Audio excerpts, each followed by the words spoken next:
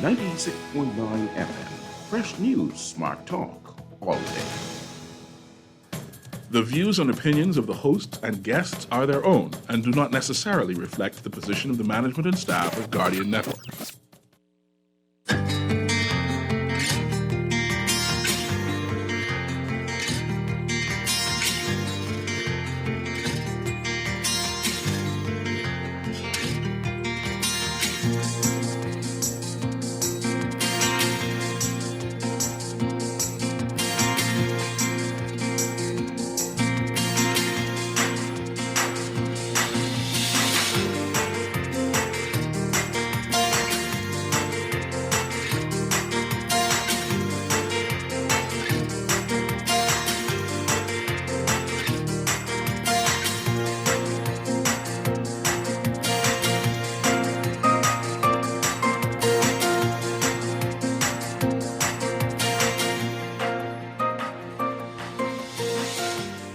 Good morning. Bracing for Nicole, Abaco, and Grand Bahama residents advised to get ready as hurricane warnings are now in effect for most of the Northwest Bahamas. The Grand Lucayan deal with Electra collapses.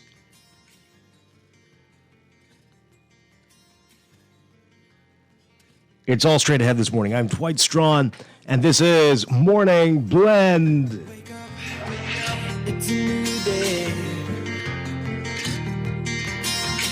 Wake up, it's a new day. It's the start of the new way. You know that it's the start of the end of the old way. Wake up, it's a new day. Wake up, it's a new day.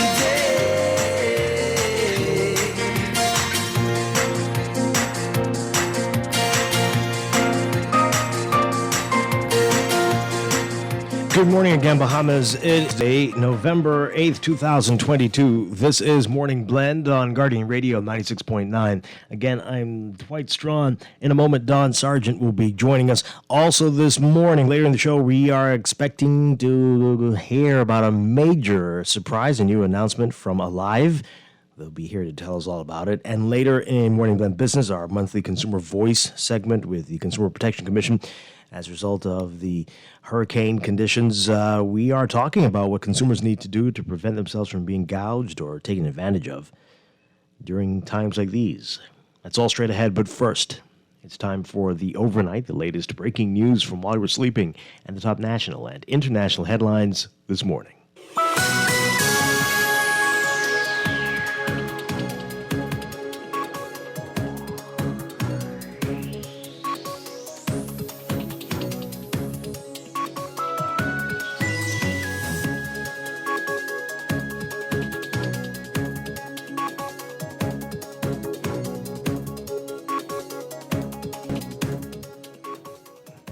And in the overnight, all eyes on Nicole. Nicole forecast to make a transition to a tropical storm and begin strengthening later today. Tropical storm conditions expected to begin tonight over the Northwest Bahamas. And a hurricane warning is in effect for Grand Bahama, Abaco, Bimini, and the Berry Islands. Tropical storm warnings in effect for Eleuthera, New Providence, and Andros. As of 4 o'clock this morning, the center of Tropical Storm Nicole was located near latitude 27.6 degrees north and longitude 71.6 degrees west, or about 334 miles east-northeast of Hopetown, Abaco, 390 miles east-northeast of East End, Grand Bahama, 330 miles northeast of Governor's Harbor, Eleuthera, 390 miles northeast of New Providence, and about 430 miles northeast of Nicholstown, Andros, so you can get an idea of where this is. Nicole is moving toward the northwest near 8 miles per hour. A turn toward the west and west-northwest-southwest is forecast tonight, and that motion should continue through Wednesday. A turn toward the northwest and north-northwest is expected Thursday and Thursday night. On the forecast track, the center of Nicole will approach the Northwest Bahamas today and tonight, and move near or over those islands on Wednesday. Maximum sustained winds are near 45 miles per hour with higher gusts. Nicole is expected to make a transition to a tropical storm later today and begin strengthening as it is forecast to be near or at hurricane strength by tomorrow, Wednesday, and while it's moving near or over the northwest Bahamas. Winds of 40 miles per hour extend outward up to 380 miles from the center. And a storm surge could raise water levels by as much as 4 to 6 feet above normal tide levels along the immediate coasts of the northwest Bahamas. Now, Nicole is expected to produce rainfall amounts of 3 to 5 inches with localized higher amounts of up to 7 inches across northwest Bahamas today through Thursday. And the water spouts and tornadoes quite possible during the passage of Nicole through the islands. Of course, preparations to protect life and property should be rushed to completion, especially for Abaco and Grand Bahama. Boaters should remain in port or move vessels to safe harbor. Residents in the northwest Bahamas should prepare for tropical storm conditions beginning tonight. And residents on Grand Bahama, Abaco, Bimini, and the Berry Islands should anticipate hurricane conditions beginning early Wednesday morning. Interest in the central Bahamas should continue to monitor the progress of Nicole as well. Now, warning that subtropical storm Nicole will bring strong winds, heavy rain, and flooding to the northwest Bahamas. Acting Prime Minister Chester Cooper urging residents on Abaco and Grand Bahama who live in compromised structures or low-lying areas to evacuate. In a televised address yesterday, Cooper said Nicole's expected to come when seas are already at high tide. He said, quote, "We are strongly urging everyone in low-lying areas, particularly in East and West Grand Bahama and in Abaco, to move further inland. We're asking everyone living in domes, trailers, and structures in Abaco and Grand Bahama in particular that are not up to code to make immediate plans to evacuate, to move to hurricane shelter or another safe place." Cooper saying, quote, "I assure you that all agencies of government under the command of NEMA are engaged and mobilized throughout the country." Officials said 12 shelters will be opened on Abaco and 16 on Grand Bahama at 9 a.m. today. Abaco will begin to experience tropical storm conditions by this evening. Grand Bahama expected tonight, as well as we just said. Following a meeting with Director of Public Prosecutions Garvin Gaskin, National Security Minister Wayne Monroe says new measures will be implemented with the purpose of reducing the number of bail offenders being released on bail. Monroe saying, quote, "The point we made is if you breach the terms of your plan, particularly with regard to electronic monitoring, the position that the Commissioner of Police puts to me, which I agreed with, is that you shouldn't be put back." Monroe says Gaskin agreed that Chief Superintendent Roger Thompson, a lawyer in the Commissioner of Police's legal office with roughly 14 years' experience, can marshal bail revocations in the Supreme Court with lawyers from the Commissioner's office. Monroe says this would allow for a more aggressive process for bail offenders who are seeking bail. And 6 months after the government announced with great fanfare that it had agreed to sell Grand Lucayan Resort in Grand Bahama to Electra America Hospitality Limited for $100 million, Lucayan Renewal Holdings Limited last night revealing the deal has collapsed and that discussions are now taking place with a well-capitalized entity that has expressed its interest in acquiring the property. Back in May, the government said Electra had committed to a $300 million development of Grand Lucayan, and that the sale would be concluded in 120 days. But after several extensions to the due diligence period, Lucayan Holdings finally stating last night that it has reached the end with Electra. It did not name the entity, which has expressed an interest in acquiring the resort. In a statement, Lucayan Renewal, the special purpose vehicle established to sell Grand Lucayan and oversee the portion of it still operational, said it continues to work towards successfully closing the sale of the Grand Lucayan Resort to secure the best outcome for Grand Bahama and the Bahamian people. Overseas, world leaders are making the case for tougher action to tackle global warming today at this year's international climate talks in Egypt. And they're hearing growing calls for fossil fuel companies to help pay for the damage they've helped cause to the planet. United Nations Chief Antonio Guterres warning Monday that humanity was on a, quote, highway to climate hell with our foot on the accelerator. He's urging countries to cooperate or perish, his words. He and leaders such as Barbados Prime Minister Mia Mottley said it was time to make fossil fuel companies, which would provide vulnerable countries with financial aid for the climate-related losses they're suffering. The idea of a windfall tax on carbon profits has gained traction in recent months amid sky-high earnings for oil and gas majors, even as consumers struggle to pay the cost of heating their homes and filling their cars. For the first time, delegates of this year's UN Climate Conference are to discuss demands by developing nations that the richest, most polluting countries pay compensation for damage wreaked on them by climate change, which in climate negotiations is called loss and damage. The U.S. midterm elections were hanging over the talks today, with many environmental campaigners worried that defeat for the Democrats could make it harder for U.S. President Joe Biden to pursue his ambitious climate agenda. Also hanging over the conference was the fate of one of Egypt's most prominent jailed pro-democracy activists, Alaa Abdel Fattah, who has been in prison for most of the past decade. His family stepped up pleas for world leaders to win his release after he stepped up a long-time hunger strike. Abdel Fattah stopped even drinking water on Sunday, the first day of the conference, vowing he's willing to die if not released.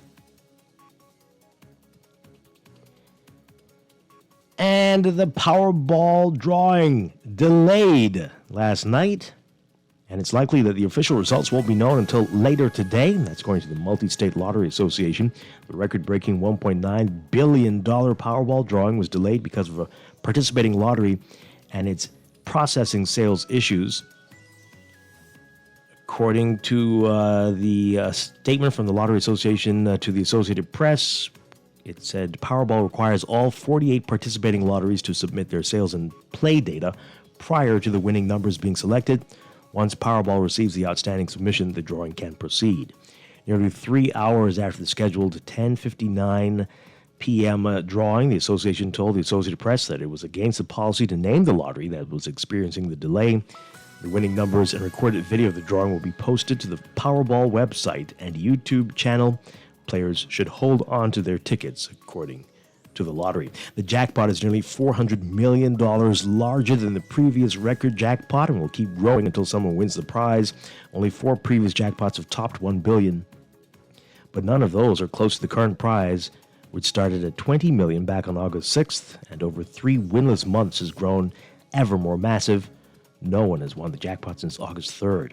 A winner who chooses an annuity paid over 29 years would get an estimated $1.9 billion payout, but nearly all winners instead opt for cash, which for Monday's drawing would be $929.1 million.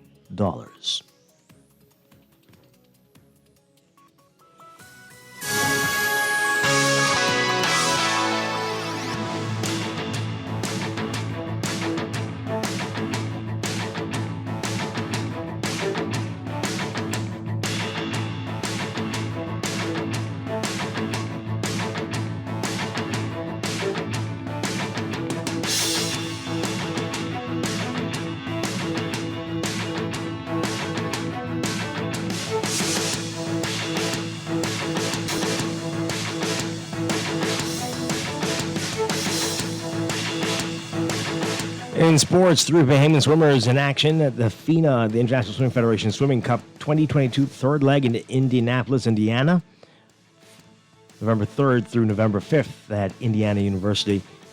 Taking a break from school to swim for the Bahamas in the short course, 25 meters. Lamar Taylor, Nigel Forbes, and Mark Anthony Thompson. Taylor swam in 6 events, Forbes in 3, and Thompson swam in 2. Taylor's best result came in the 50-meter freestyle, where he clocked 22.03 seconds to finish 15th overall.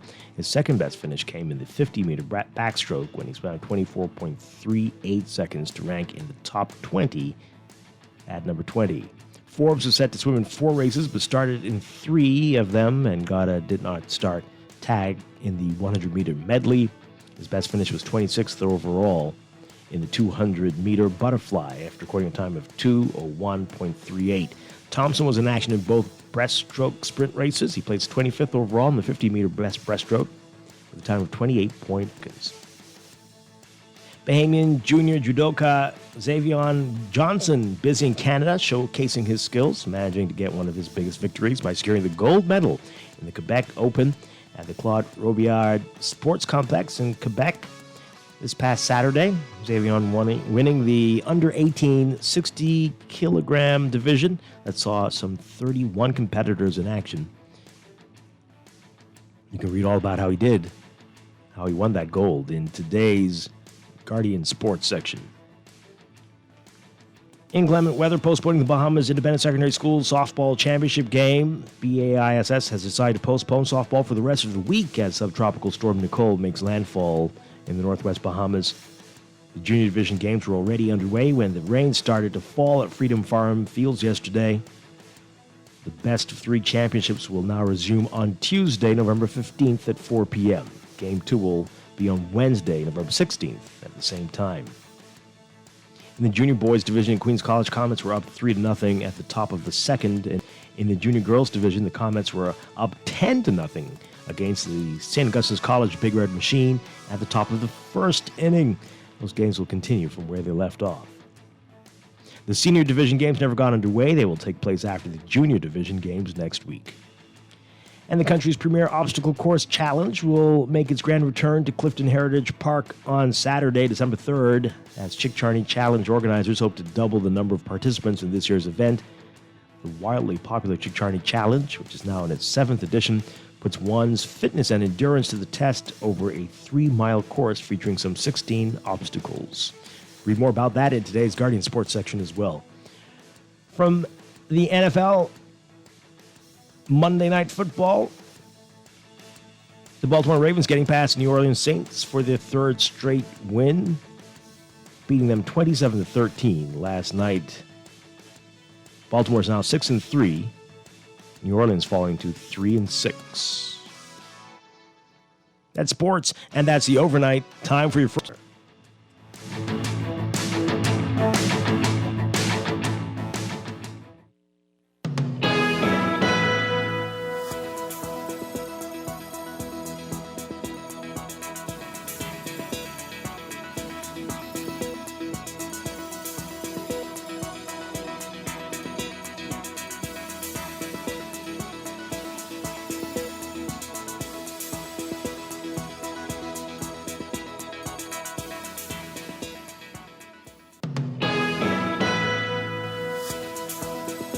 In your weather, as we've told you, hurricane warning in effect now for Abaco, Grand Bahama, Bimini, and the Berry Islands, while a tropical storm warning is in effect for the remainder of the northwestern islands. That includes Andros, New Providence, and Eleuthera.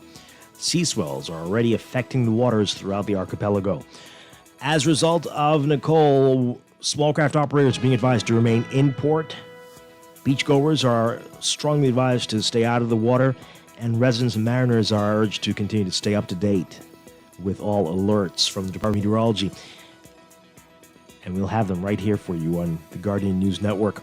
For today, your forecast for the Northwest Bahamas, partly cloudy to cloudy and windy, becoming overcast by this evening with scattered showers and widely scattered thunderstorms through tonight. Small craft operators should remain in port. Winds northerly at 25 to 30 knots, increasing to tropical storm force by this evening. Seas 10 to 14 feet, increasing to 20 feet along Atlantic exposures.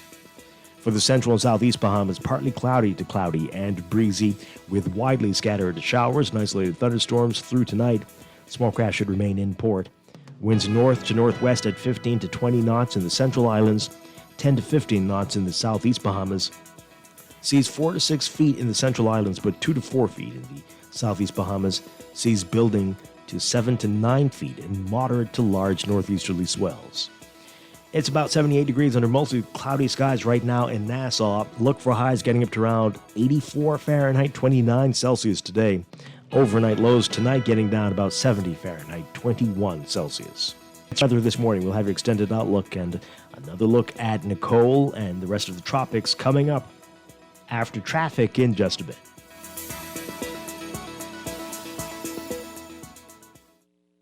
Wake up, it's a new day.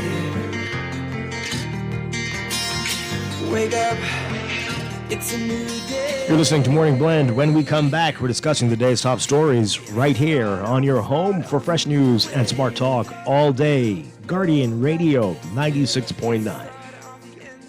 Old way.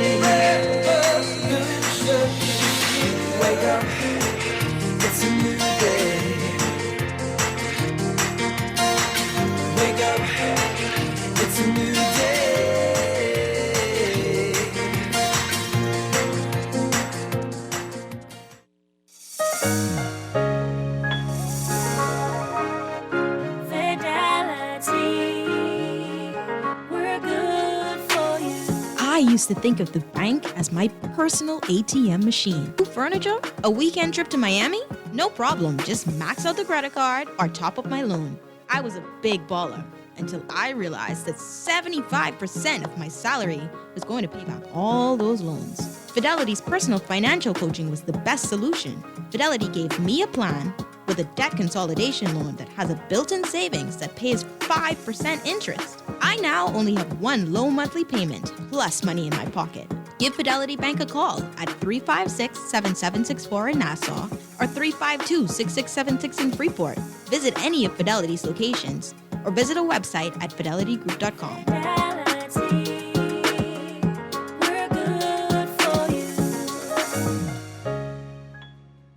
Wherever you're headed, the Custom Computers Know-How team is standing by to help guide you in the East and the West.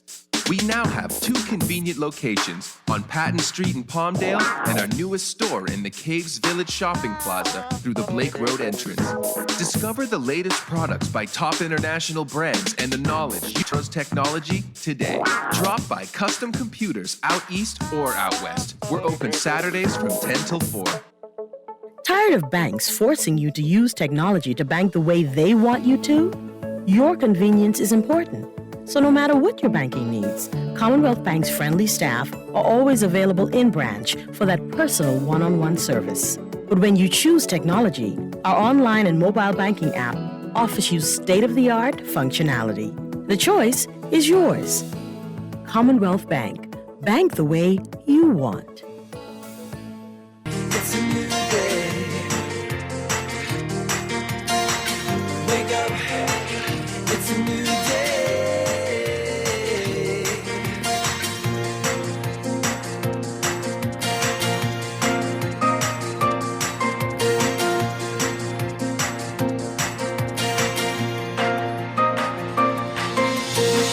Wake up.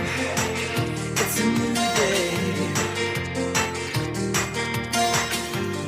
Welcome back to Morning Blend here on Guardian Radio 96.9. We are streaming live on GuardianTalkRadio.com and on the Guardian Radio app for your smart devices. We're also on your televisions on Cable Bahamas Channel 969 and BTC Flow Channel 612.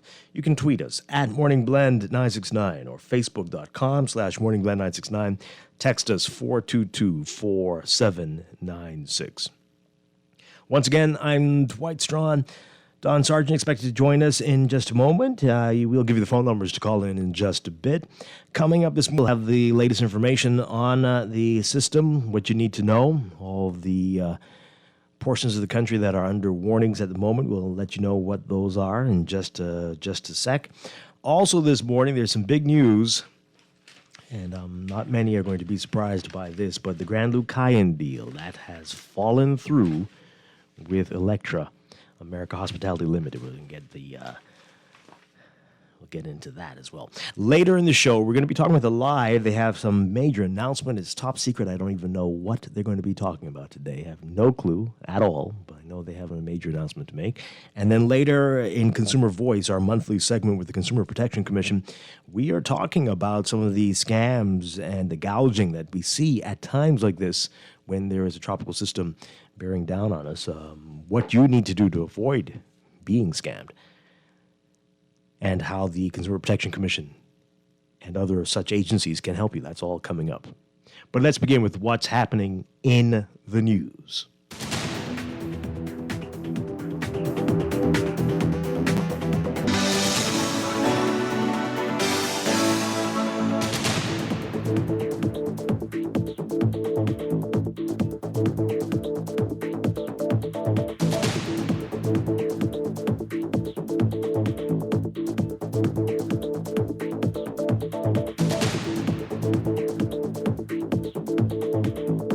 And in the news, subtropical storm Nicole is getting a bit better organized, expected to transition over to tropical storm Nicole. If you heard the show yesterday, Ian McKenzie with the Department of Meteorology explained the difference between subtropical and tropical.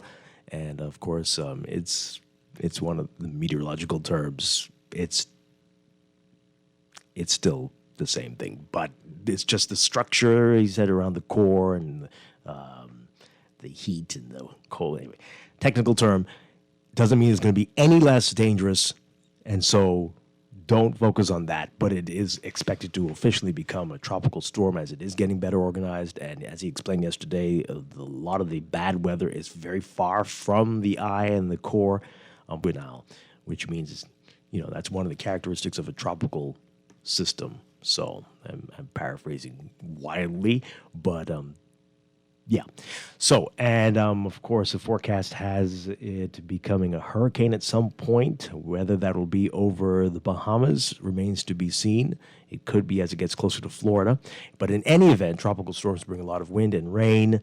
And so Grand Bahama and Abaco really need to brace for this. In fact, the acting Prime Minister, Chester Cooper, is warning folks in Abaco and Grand Bahama who live in compromised structures or low-lying areas to evacuate now, as we're expecting the storm conditions to begin tonight. It's already pretty windy out there. And as we talked about this yesterday, it's shaping up for a lot of perfect storm scenarios. We've got the full moon, we already have king tides, high tide levels, and so all of this with this system now. So even though it's not going to be a major hurricane, could bring a lot of bad weather, and the weather is on the northern side, so pay attention. But here is the very latest from the Department of Meteorology, and this is their alert number 9 on subtropical storm Nicole. Nicole forecast to make that transition to a tropical storm and begin strengthening later today. And so tropical storm conditions are expected to begin tonight over the northwest Bahamas. Hurricane warning in effect now for Grand Bahama, Abaco, Bimini, and the Berry Islands. Hurricane warning means that hurricane conditions could be experienced in those islands within 36 hours. Tropical storm warning in effect for Eleuthera, New Providence, and Andros. And that tropical storm warning means that tropical storm conditions could be experienced within 36 hours. Again, we're expecting tropical storm conditions to begin by tonight. So, as of 4 o'clock this morning, the center of subtropical storm Nicole was located near latitude 27.6 degrees north and longitude 71.6 degrees west. Now, if you want to know where that is exactly, that means it's about 334 miles east of Hopetown, Abaco, 390 miles east-northeast of East End, Grand Bahama, 330 miles northeast of Governor's Harbor, Eleuthera, 390 miles northeast of New Providence, and 430 miles northeast of Nicholstown, Andros. Nicole is moving toward the northwest near 8 miles per hour, and a turn toward the west and west-southwest is forecast today and tonight, and that motion should continue through Wednesday, through tomorrow. A turn toward the northwest and north-northwest expected on Thursday and Thursday night. On the forecast track, the center of Nicole will approach the northwest Bahamas today and tonight, move near or over those islands by tomorrow. Maximum sustained winds are near 45 miles per hour with higher gusts, and Nicole is expected to make a transition to a tropical storm later today and begin strengthening. And it's forecast to be near or at hurricane strength by Wednesday night while moving near or over the northwest Bahamas. Winds of 40 miles per hour extend outward up to 380 miles from the center.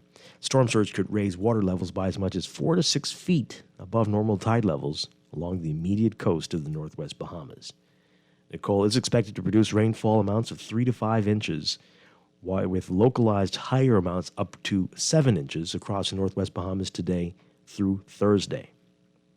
And the formation of waterspouts and tornadoes quite possible during the passage of Nicole.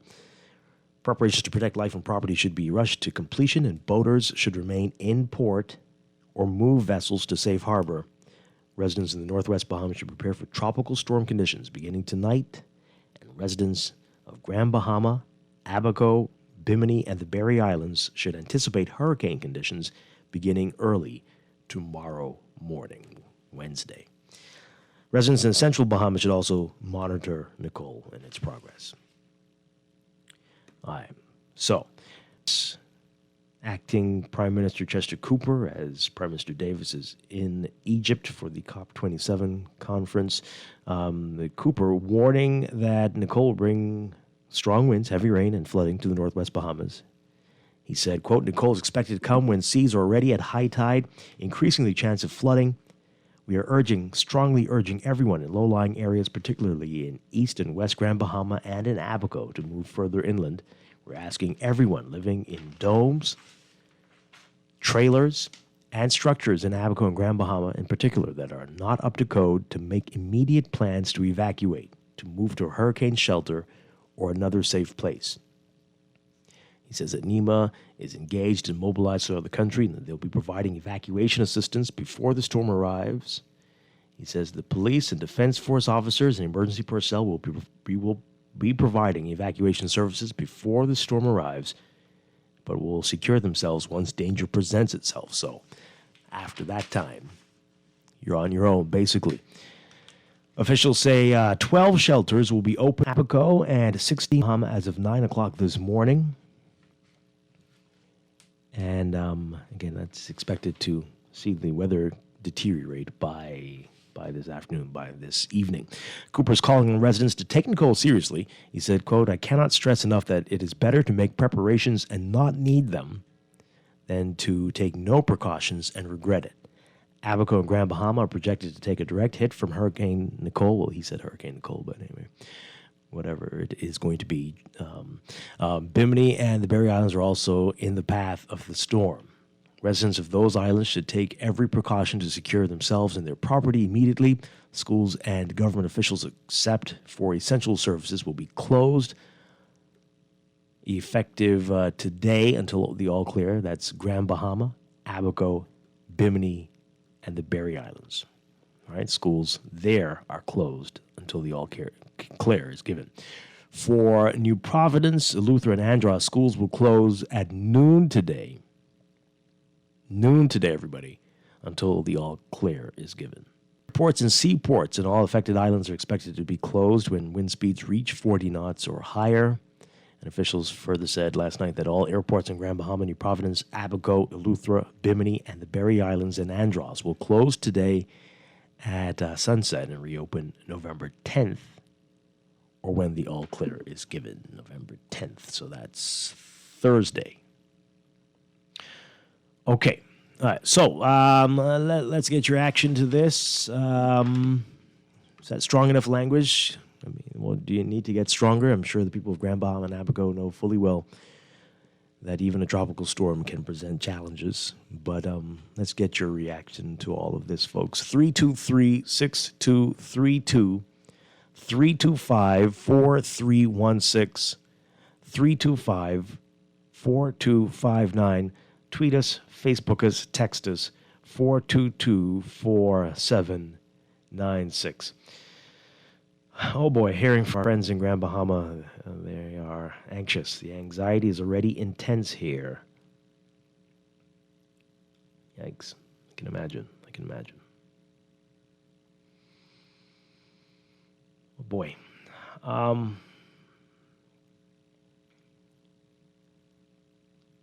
Yeah, I don't know what to say. I can imagine how difficult this is. But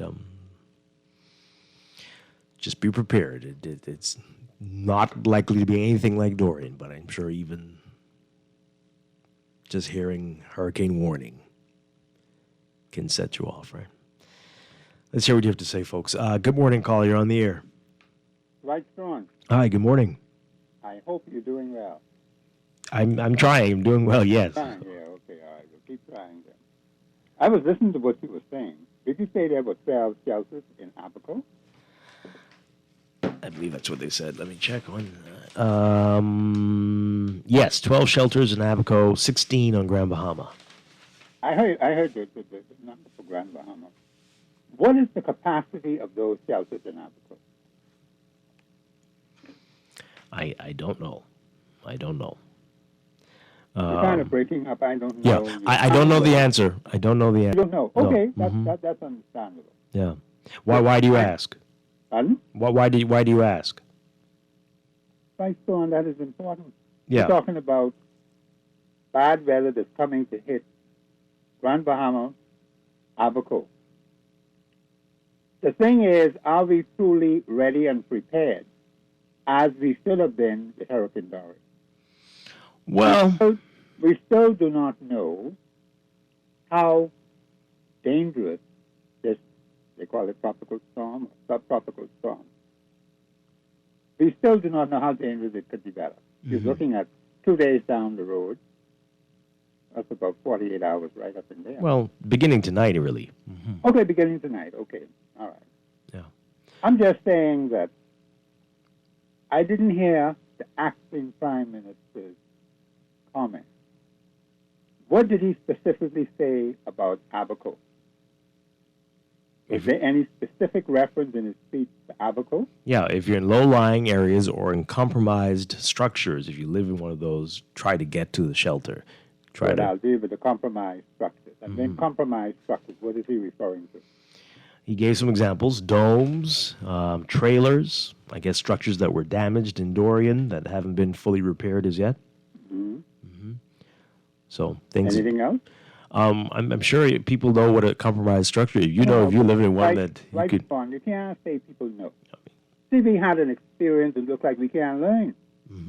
You being in broadcasting ought to tell the public what it is. If you were in Dorian and your roof hasn't been repaired as yet, you still have tarp on it, it is compromised. If you haven't finished all your repairs, if you were still trying to get supplies in because of the pandemic, and you haven't finished because of Dorian, you are in a compromised structure. Yeah, I understand that. But I'm saying to you that people have been hard-pressed in a whole lot of areas. Yeah. I'm not using that as an excuse. But when you come up and say they ought to know or they should know, see, I take exception to that because the Bahamian people have to be reminded, as I do every time when I talk about the Constitution, because they ought to be reminded for their own safety, for their own protection. Why don't we go the extra mile when it comes to the average Bahamian? You don't assume that they know people living in compromised positions. Shantytown is a compromised place to live. He didn't specifically say that, but that's a compromised place, that's from what I know. And how many of them do we have? It is now ballooned to about 4 times as much as it was before. This is a violation of the injunction that was set aside.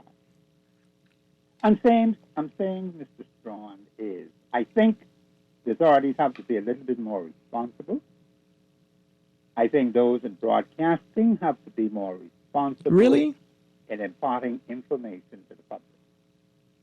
Because I see a whole lot of things that are missing.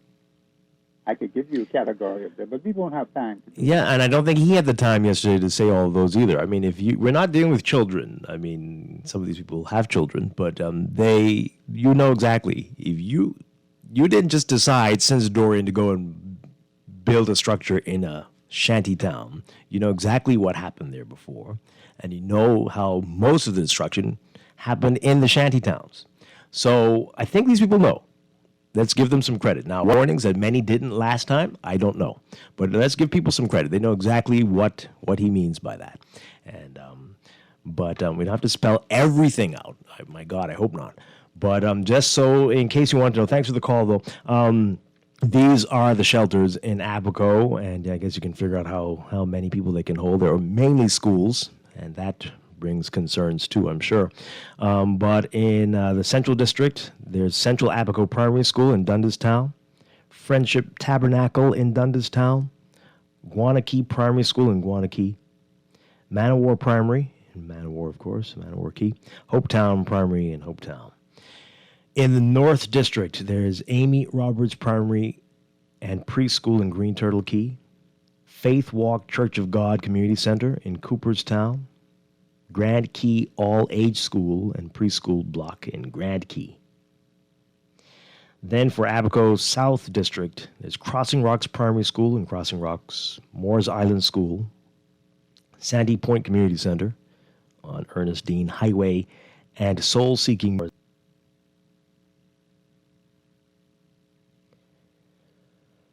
For Grand Bahama, there's Bethany Baptist Church, Hannah Hill, 8 Mile Rock. Bethel Deliverance Center, Jonestown, 8 Mile Rock. Bishop Michael Eldon School Auditorium, East Beachway Drive in Freeport. Calvary Temple Small Chapel, Clive Avenue in Freeport. Central Zion Baptist Church, 8 Mile Rock. Church of God of Prophecy in Pinedale. Foster B. Pastina Hall, Christ the King. That's a special needs shelter, we're told. East Atlantic Drive, Freeport. Maurice Moore Primary School, Sandcombe Drive, Arden Forest, Freeport. Mount Calvary Baptist Educational Building in Seagrape. New Olivet Baptist Church, Holmes Rock. And Revelations Faith Apostolic, International, Jobson Avenue in Freeport. Okay. So let's get more of your concerns in 323-6232, 325-4316, 325-4259. Tweet us, Facebook us, text us, 422-476. Do you agree with the caller? Do you think we need to be more specific with what a compromised structure is?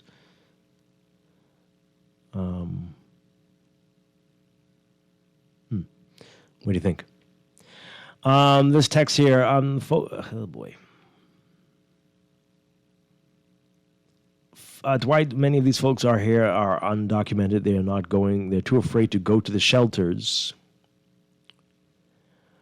Well, that's unfortunate. Dwight, we are in a hurricane zone every year. Some people are being told to be prepared for storms. We need to plan ahead to make sure we have commodities in case we are hit. Okay, now who's the we? Who's the we? Individuals? Or do you mean the country in general? Or all of the above? Don Sargent is with us now. Good morning, Don. Great to have you with us. Dwight. Yep, here we go again. And, well, that's to be expected, I guess, right? We live in a hurricane zone. That's just how it is. This is how it is. And we expected at least. You know, we got out of, as they call it, Death Valley, which is September, August. Without a storm. Do they call it Death Valley? Yes. Well, that's what I call it, Death Valley. It's usually we have some of the worst storms in history. And that's when we usually have casualties with some of these storms. Unfortunately, like Dorian. And I expected, since we made it out of that time period, we would be in the clear. But it seems like nature hates Freeport in particular, unfortunately. They're listening, and they don't like to hear you talk like that. But yeah, I mean, folks, it's June to November. June 1st to November 30th. So any time in between. We even had one, remember the time? I don't think it came to bombs, but there was one that formed in December. And there have been some that formed before the season. So that's the official season. And May and December, the gray areas. So most of the year. So let's just keep that in mind. And as folks are saying, climate change is going to upend all the rules. So, we've got another call. Let's take this. Good morning, caller. You're on the air. Yeah. Caller, this is Strachan, along with you and Don Dwight. Hi, good morning. We need justice, law, and order. Dwight, this thing is town planning should be ashamed of themselves for allowing people to just build in this country all kind of way. Okay? You, in one place I know that town planning had given people the rights to build here in Nassau, not that I know of, right? That anything had happened to those places. You see, town planning tells you how to build. Tell you, according to where you're building, they're telling you what you're supposed to build with. They tell you what you're supposed to build with. Okay? When you find people building without hurricane clips and stuff like that, they hadn't dealt with town planning, or town planning hadn't checked what they were building and where they were building. Okay, we shouldn't be having this problem. What problem? The problem whereby people go where to move to, from what not to move to? That will always be a problem, no matter how well built. It would not No matter how built your home is, depending on where you are, you may have to move. You could have the biggest, best castle in the whole world, but if you are living too close to the coast, if it floods in the area, you may have to move.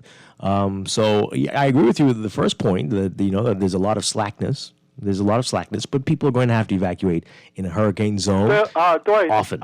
I'm a builder. I built from under the ground up when I could have seen. Okay, you talked about the area of the waters, right? The sea. Sea walls supposed to be in those areas. Okay, town planning are not doing their work. And I worked all over the place, all over. Okay? I work on Paradise Island. I built places, a village on Paradise Island on the sand. Okay? And nothing had happened to those places. Town planning are the fault in this situation. Thank you. Okay.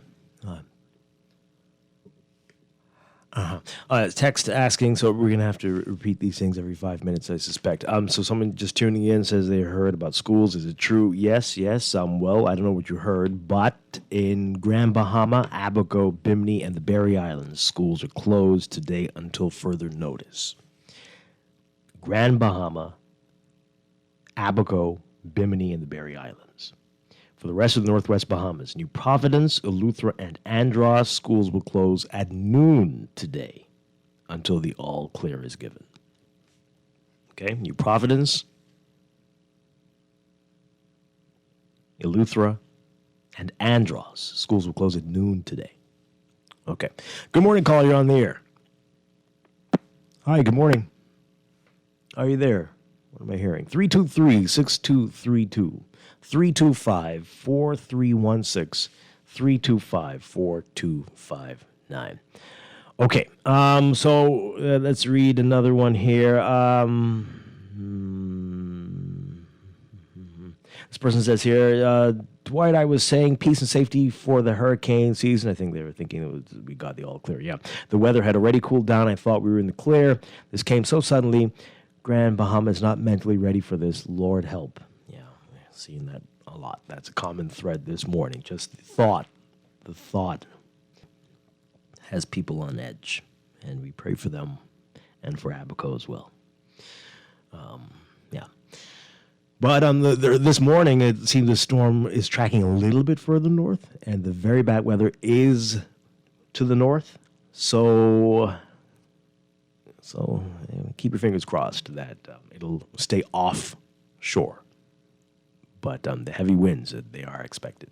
Definitely. But we will keep you posted on that. Okay, so we'll keep you up to date on the latest with Nicole throughout the morning.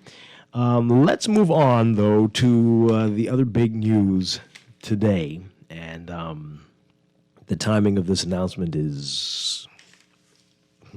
I am pretty sure this is not a coincidence that it's being released at this time.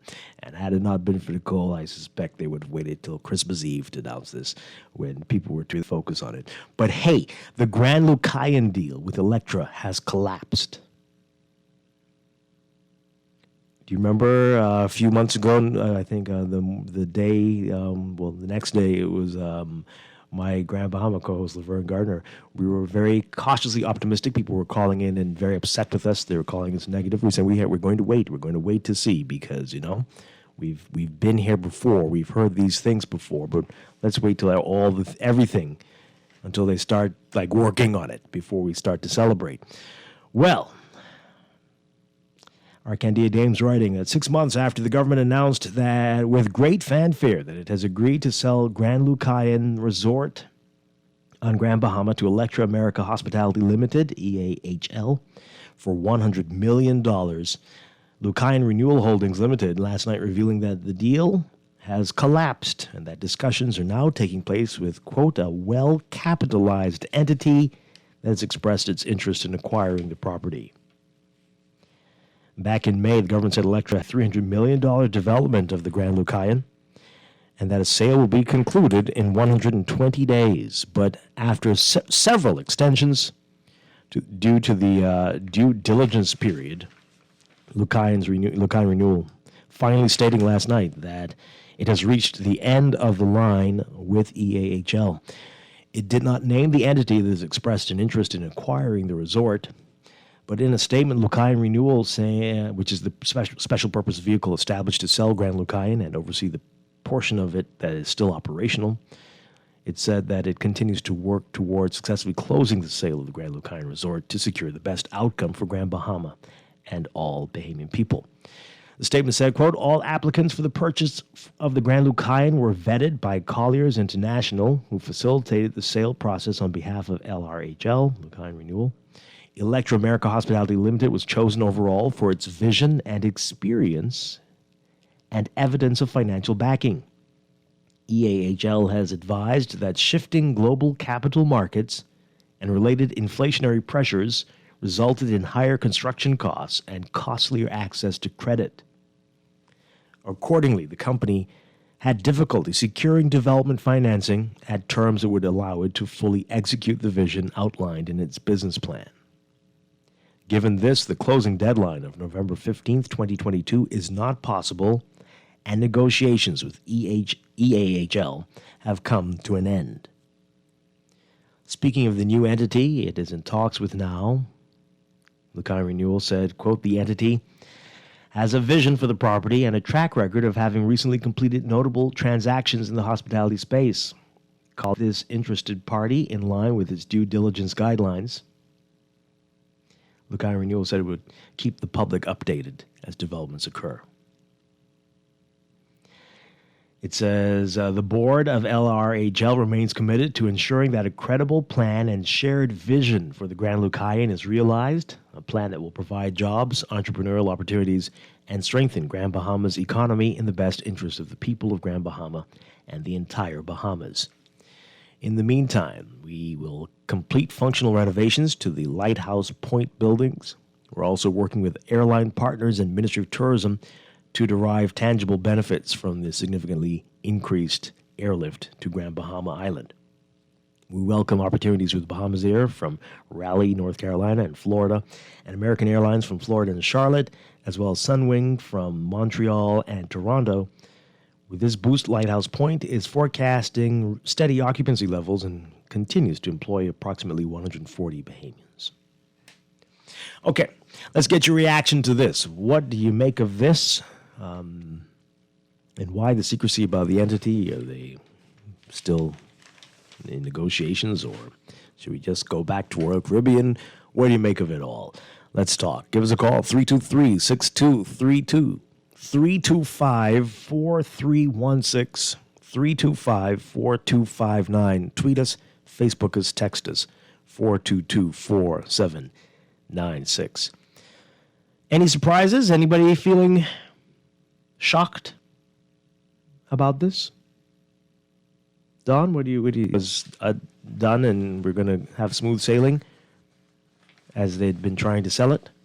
No, I actually, you want to tell me I'm negative, but I wouldn't use the word skeptical because I wouldn't be truthful.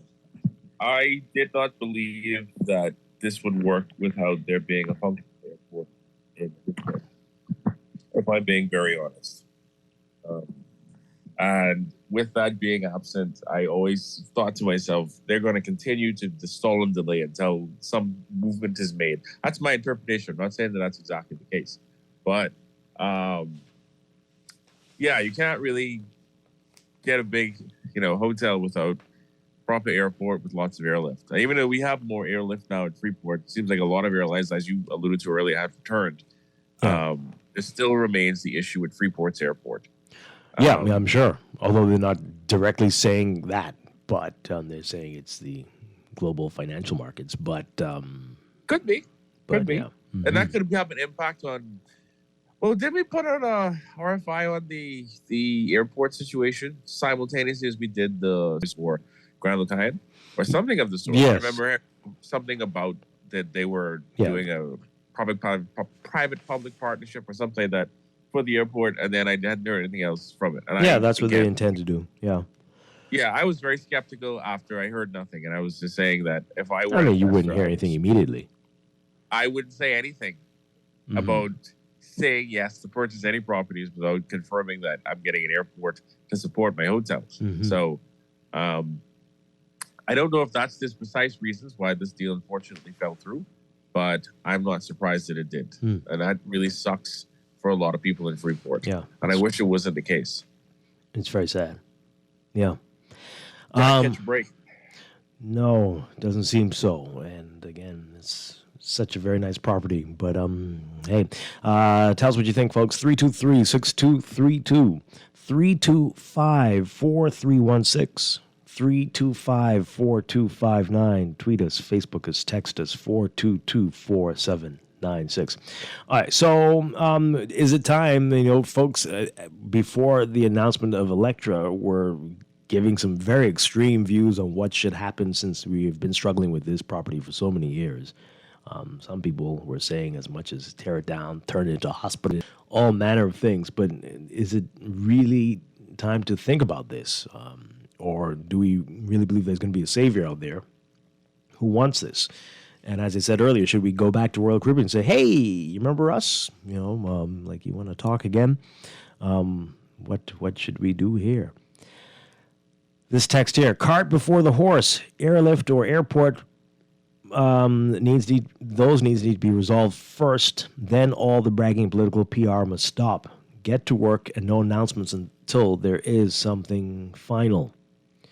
This one says here, good morning. The timing of the Grand Lucario announcement is suspect. They knew they had no deal for a while now. Materials and financing, really? 6 Cents just signed agreement last week at Discovery Bay on Fortune Beach in Freeport without an airport. Electra had no true funding. End of story. Same story, different government. Let's take this call. Good morning, call. You're on the air. Morning, John. Guy, good morning. Very interesting turn of events here. Haven't been in the hospitality industry for 34 years and have seen companies change hands and so on and so forth. I'm still trying to determine why is the government so secretive about who the contenders are for these properties. I mean, some of us out here have already heard who is basically, the entity that property. Oh yeah. Yeah, it's already out here. It's no big secret. They might as well just come out and tell the people who the contenders are, even though it's in the negotiating stages. Okay, so we as the people we have a right to know. Text me who it is. Let me. Okay, yeah. I will do that. Right. I will do that, and then on the flip side, you're going to also determine who some of the players are as it pertains to this entity, and then you'll understand perhaps why it's a secret. I'm going to leave it at that, and I'm going to text you right now who that entity is. Very mysterious. Wow. Okay. Yeah. Okay. Thanks for taking my call. All right, thank you. Appreciate it. All right. Let's get back to the text messages. The person says here, we read that one already. They said the original deal was a bad one. What Chester got to say now. No airport, no sale. Real problem. All that fanfare and photo ops for nothing. This person says here, the company couldn't come up with funding. What's the government supposed to do? Keep waiting for them? Is unfair to blame the government. They want it open but not giveaway. I'm not saying we're blaming the government. Just saying, I don't know if anyone's blaming the government. But it is challenging here. They had a lot to say about everybody's saying when I get the text, send it to them so they can know too. Well, the previous administration said this was the best they were going to be able to get for it. And the current administration, when they were in opposition, said, no, we are pretty sure you can get a whole lot more. Is that really the case? I don't know. This person says here, why doesn't Sandals Resort buy it? That resort needs a really financially viable, competent... They may have to go back to Royal Caribbean begging them to buy that property at a much lower price. Well, I mean, I think, I don't know, does that fit in with Sandals? It just is kind of big for Sandals. Sandals is a little more romantic and intimate, no? No? I don't know. Some more messages here. Are the banks closing early today in Nassau? I have no idea. They always seem to close too early. So regular hours would be too early. But hey, I don't know. I can't imagine why. But if you have something to do, do it early, I would suspect.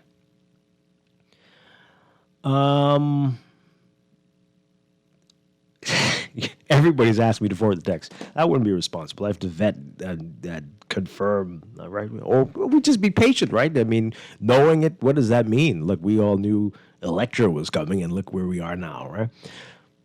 So that means nothing at all. Nothing at all. Continue to text us 422-4796 or tweet us at morningblend969 or facebook.com/morningblend969. Call in 323-6232.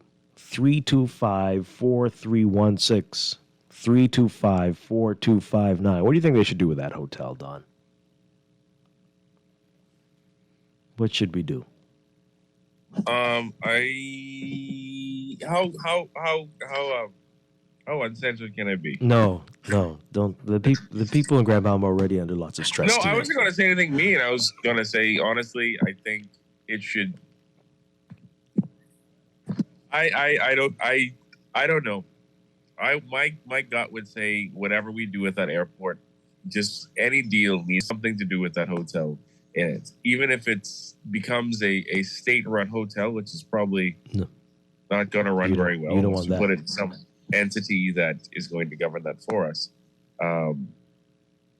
Yeah, that's my suggestions there. Is because I don't know. Like someone texted on it and says that there's another deal that happened without there being an airport, but an airport is absolutely essential for the whole thing of a hotel. But they may have a point. I'm not saying that they're wrong. I don't know, Dwight. What do you think? It has so much potential. We've got to find a way. I mean, the government, I know they're trying to save face and they want to get as much as they can and they don't want to get anything near to what the previous administration was going to get. And they don't want to be seen as losing money, although it's already happened. So, but they're going to have to just, unfortunately, bite the bullet, and it's going to be a loss. It is definitely going to be a loss. But there is great potential. It is a wonderful, wonderful property. It's really wonderful. Caller will come to you in a second. This person is asking, why are schools in Nassau closing today and tomorrow? Well, texter, I mean, we are under a tropical storm warning. I don't know if you might not think that's something terrible, but I think that would not be a cool thing to have people in school while the country's under, the island that you're on is under a tropical storm warning. That just seems like cruel and inhumane treatment. Whether the weather is in line with that remains to be seen, but just in case, people need to be in a safe place. We don't need people on flooded streets, children stranded in places, right? The weather is expected to deteriorate this evening. So that's why. And they're getting out early so that people can get home and be safe. So, because some people have hearts still. That's why. Caller, good morning. You're on the air. Good morning, Dwight, and good morning to your co-host. Hi, good morning. Prayers for the entire Bahamas, especially Abaco and Grand Bahama. I can only imagine what they're feeling right now with this hurricane looming. But, I hope it dies off. In reference to the Al-Qaeda situation, good effort. It didn't materialize, and it's time to move on. You can only try and get the best deal that you can for your people. But I agree with your co-host in reference to the airport. I think more emphasis, I think all the energy really needs to be put to getting that airport up and running, because I think that's pivotal for that to be done. But I have a question in reference to an announcement with the managing as far as with the airports in Grand Bahama. Who does not have anything to do with the management of the airports in Grand Bahama? No. I think that they need to be involved when they get this thing off the ground. But I think that's key. And as far as this thing being secretive and who they're in talks with, and the gentleman's texting you who the persons are. Listen, the other deal is falling through. 2 deals now. Right, so 2 whole deals. On to the next one. Right? At least there's someone is there, because that's risky. During these times of inflation and they say there's impending recession, they're taking all of this into consideration. And I think whoever the people are, as long as they're legit and they do due diligence, let them all line up and try and get, because Grand Bahama needs relief. But that airport, that's key. That's key. I think more emphasis and energy needs to go in rebuild. Do you think they should move the location of the airport? I personally think so, but what do I know about anything? But that is, you know a lot. I would think so. But I think they need to focus on that airport, because you build it, and they will come once that airport is in place, and you can have the direct flights, back and forth, whatever. I think that's key. But you all stay safe and have a great day. You too. Thank you very much. Somebody's reminding me. Yes, and many of the schools are shelters too. So if something happens here, right? If because overnight things could change and it could move further south or whatever. You need the school shelters. So those are some of the reasons why. One thing I wanted to add on to that, what the caller said with the situation with NAD. I believe with the current plan, at least for most of the airports in the Family Islands, but perhaps I believe, if I recall correctly, including Grand Bahama, well, specifically Freeport, there's a proposal for essentially management companies and public-private partnerships to, do the process of renovation and upkeep of these airports, somewhat relinquishing the government's burden. Yeah, the NAD model, just like what's happened with that company. With NAD, exactly. I mean, there are drawbacks to that model as well. Are there? But yeah. Okay. Why would you ask that question? Well, it's certainly better than when it was run entirely by the government. A thousand times better. With that, right? Because that's what's usually done when things are getting privatized, right? They frustrate the people so that they sell the things. And you oftentimes don't always get better service that you're expecting. But in this regard, we do, and we are. We would hope. I would not want you to have to. You don't remember how Nassau International Airport used to be? That's what. I remember. You sure? I remember quite vividly. Because it's not the same thing. I remember quite vividly, and that's a whole other conversation about neoliberalism, etc. But I was just saying, I believe that model is to be repeated throughout the Family Islands. So that is a plan that's been in place since this administration seemingly took office. And there's no indication that they want to sell the airport. I'm sure they won't. They want a management team. Things have happened in this country. No. They're not. That'll be. Hotels, we leased it. Now we just sell everything and give it away. So anything's possible. Never say never. That would be. Okay, as we go to the break, this person says here to the texter who says you can't blame the government because Electra did not secure funding. Here's how these things work in the real world. Purchases for major deals like this one should have been made to demonstrate upfront that they have secured funding, or a major financial institution is advising them on the deal and will more likely than not provide funding because the financial institution has already undertaken its due diligence on the prospective purchaser and its confidence in their credit worthiness. It appears that all that happened was Electra said, hey, we want to buy the Grand Lucayan, and the government said, okay. Well, I don't know if that's fair, Texter. Lucayan Renewal says they were vetted by Colliers International and they did provide the information, but things did change as they have been changing over the past few months. And I'm sure there are things that happen behind the scenes that is not going to be privy to the public. So we shouldn't assume the worst with it, right? That no one did due diligence or anything. Yeah. Well, hey, is the Grand Lucayan our Hotel California? Is it? a place where, well, no one seems to be checking in. I don't know.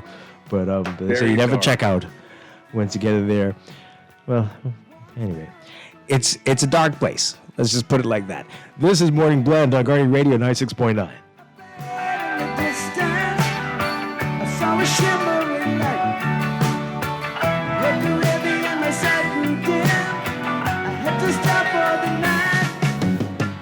There she stood in the doorway. I heard the mission bell. Thinking to myself, this could be heaven or this could be hell. Then she lit up a candle. She showed me the way. There were voices down the corridor. Thought I heard them say, welcome to the Hotel California. Such a lovely place, such a lovely place, such a lovely place. This is Guardian Radio 96.9 FM, Nassau, Bahamas. Are you an attorney with a joint practice operating from one location? Accepting payments from clients doesn't have to be complicated. Introducing RBC MultiPay. Now each attorney can securely accept and settle payments with one point-of-sale device supporting multiple bank accounts. With competitive pricing, training, and easy setup, you will be up and running in no time. Call 356-8500 to sign up for RBC MultiPay.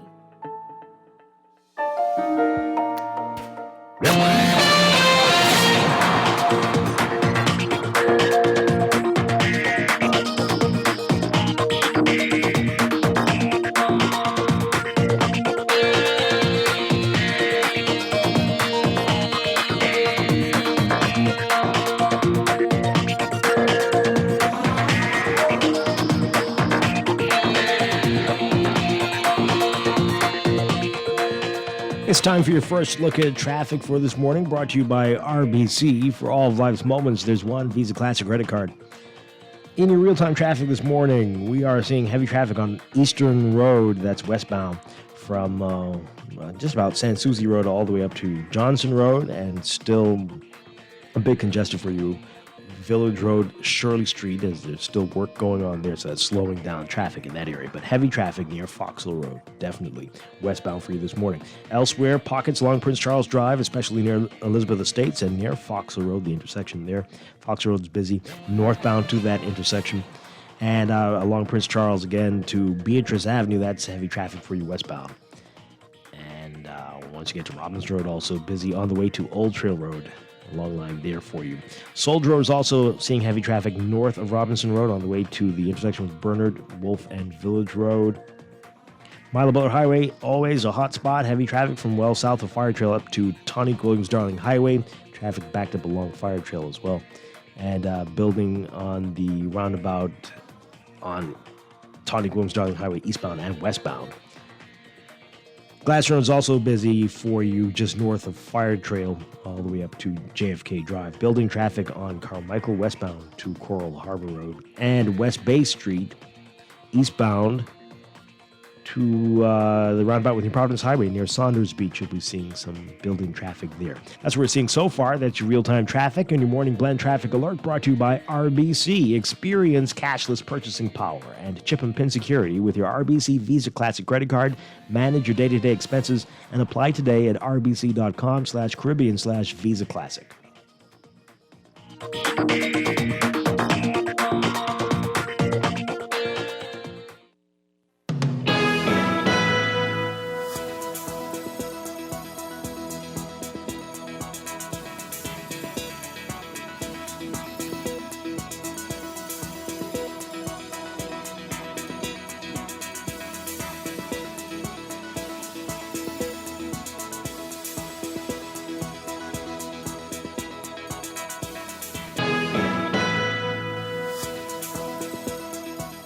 And time for another check of your weather for today.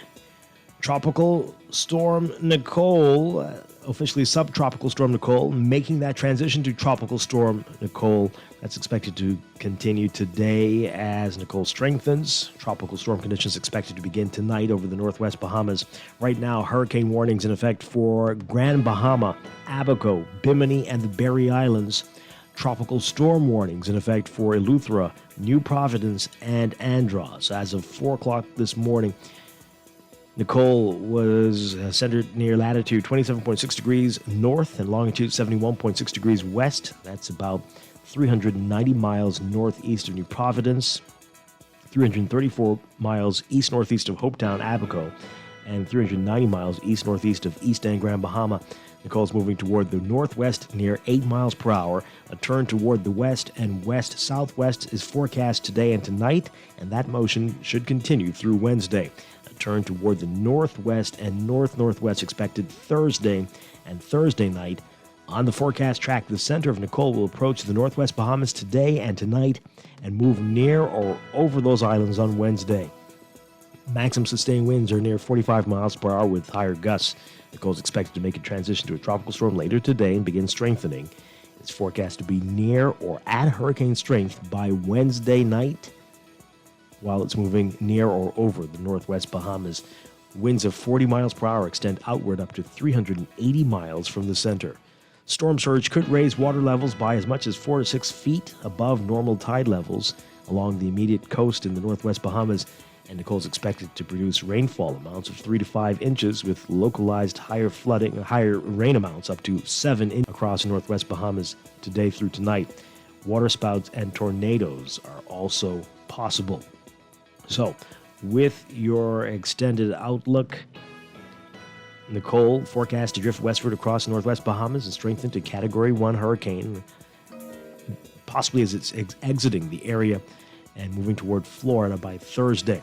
So for tomorrow, Wednesday, we are expecting overcast and windy conditions with scattered showers and thunderstorms across the northwest and central Bahamas. Partly cloudy with widely scattered showers and isolated thunderstorms across the southeastern Bahamas.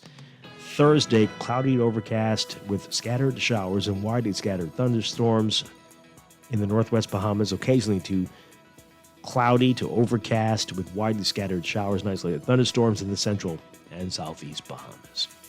Stay tuned. We will keep you updated on Nicole. We're expecting the latest update. And you'll have more throughout the day on the Guardian News Network. We'll be back with more Morning Blend after these messages here on Guardian Radio 96.9.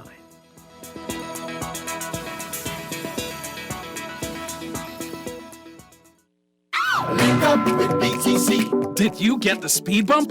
All BTC subscribers with a bundled fiber connection receive the speed increase, totally free and totally automatic. It's just another way of ensuring that we are delivering best value to our customers, keeping them on the leading edge of everything awesome. Link up with BTC to get your speed bump today. Visit any BTC store or btcbahamas.com to learn more. With all the fiber you need, link up.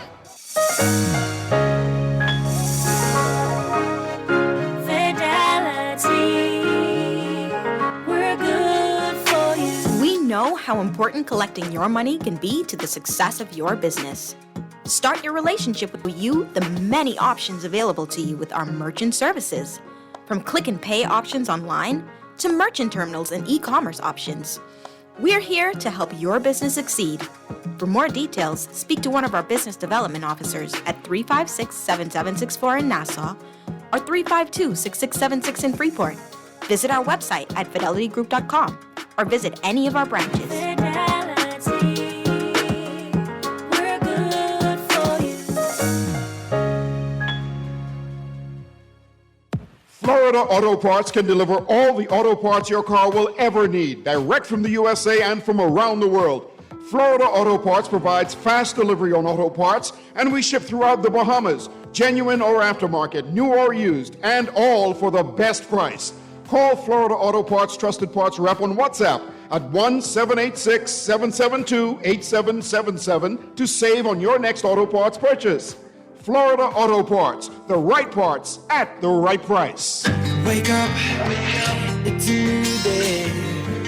Join Journey Rewards for free, and every purchase is another chance to win big monthly prizes like a cruise for 2, plane tickets, free fuel, and so much more. Just scan, win, repeat. Fuel up or grab a snack or a drink at any Esso service station. Then scan the QR code to enter your purchase information. That's it. The more you enter, the more you can win. And win again. Journey Rewards. Scan, win, repeat. Free to join and easy to enter. Stop by an Esso service station and start winning today. The Esso brand is a trademark of ExxonMobil Corporation and is used under license. Earning zero interest on your savings at the bank? With as little as $100, you can start earning interest on your money while you're sleeping, eating, or standing in line at the bank with the CFAL Savings Express Plan.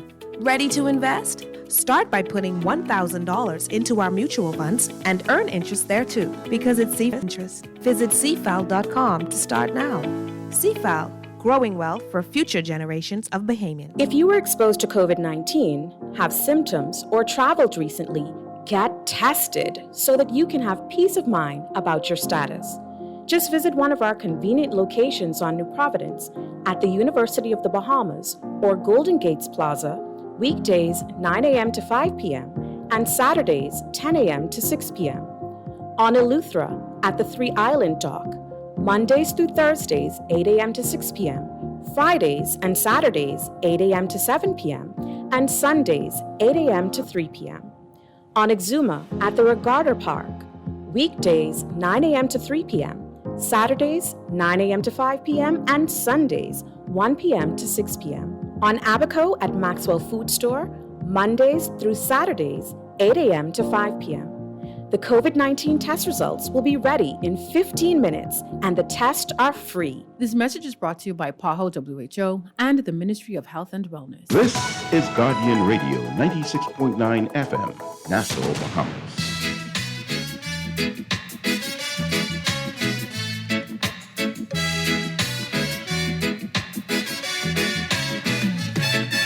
As I was slowly passing an open zone one day, I stopped just for a moment to watch those children play. A lonely boy was standing, and when I asked him why, he turned with eyes that could not see, and he began to cry. Said, I'm nobody's child, I'm nobody's child, just like a flower, I'm going wild. No mommy kisses, I'm no smile, nobody wants me, I'm nobody's child.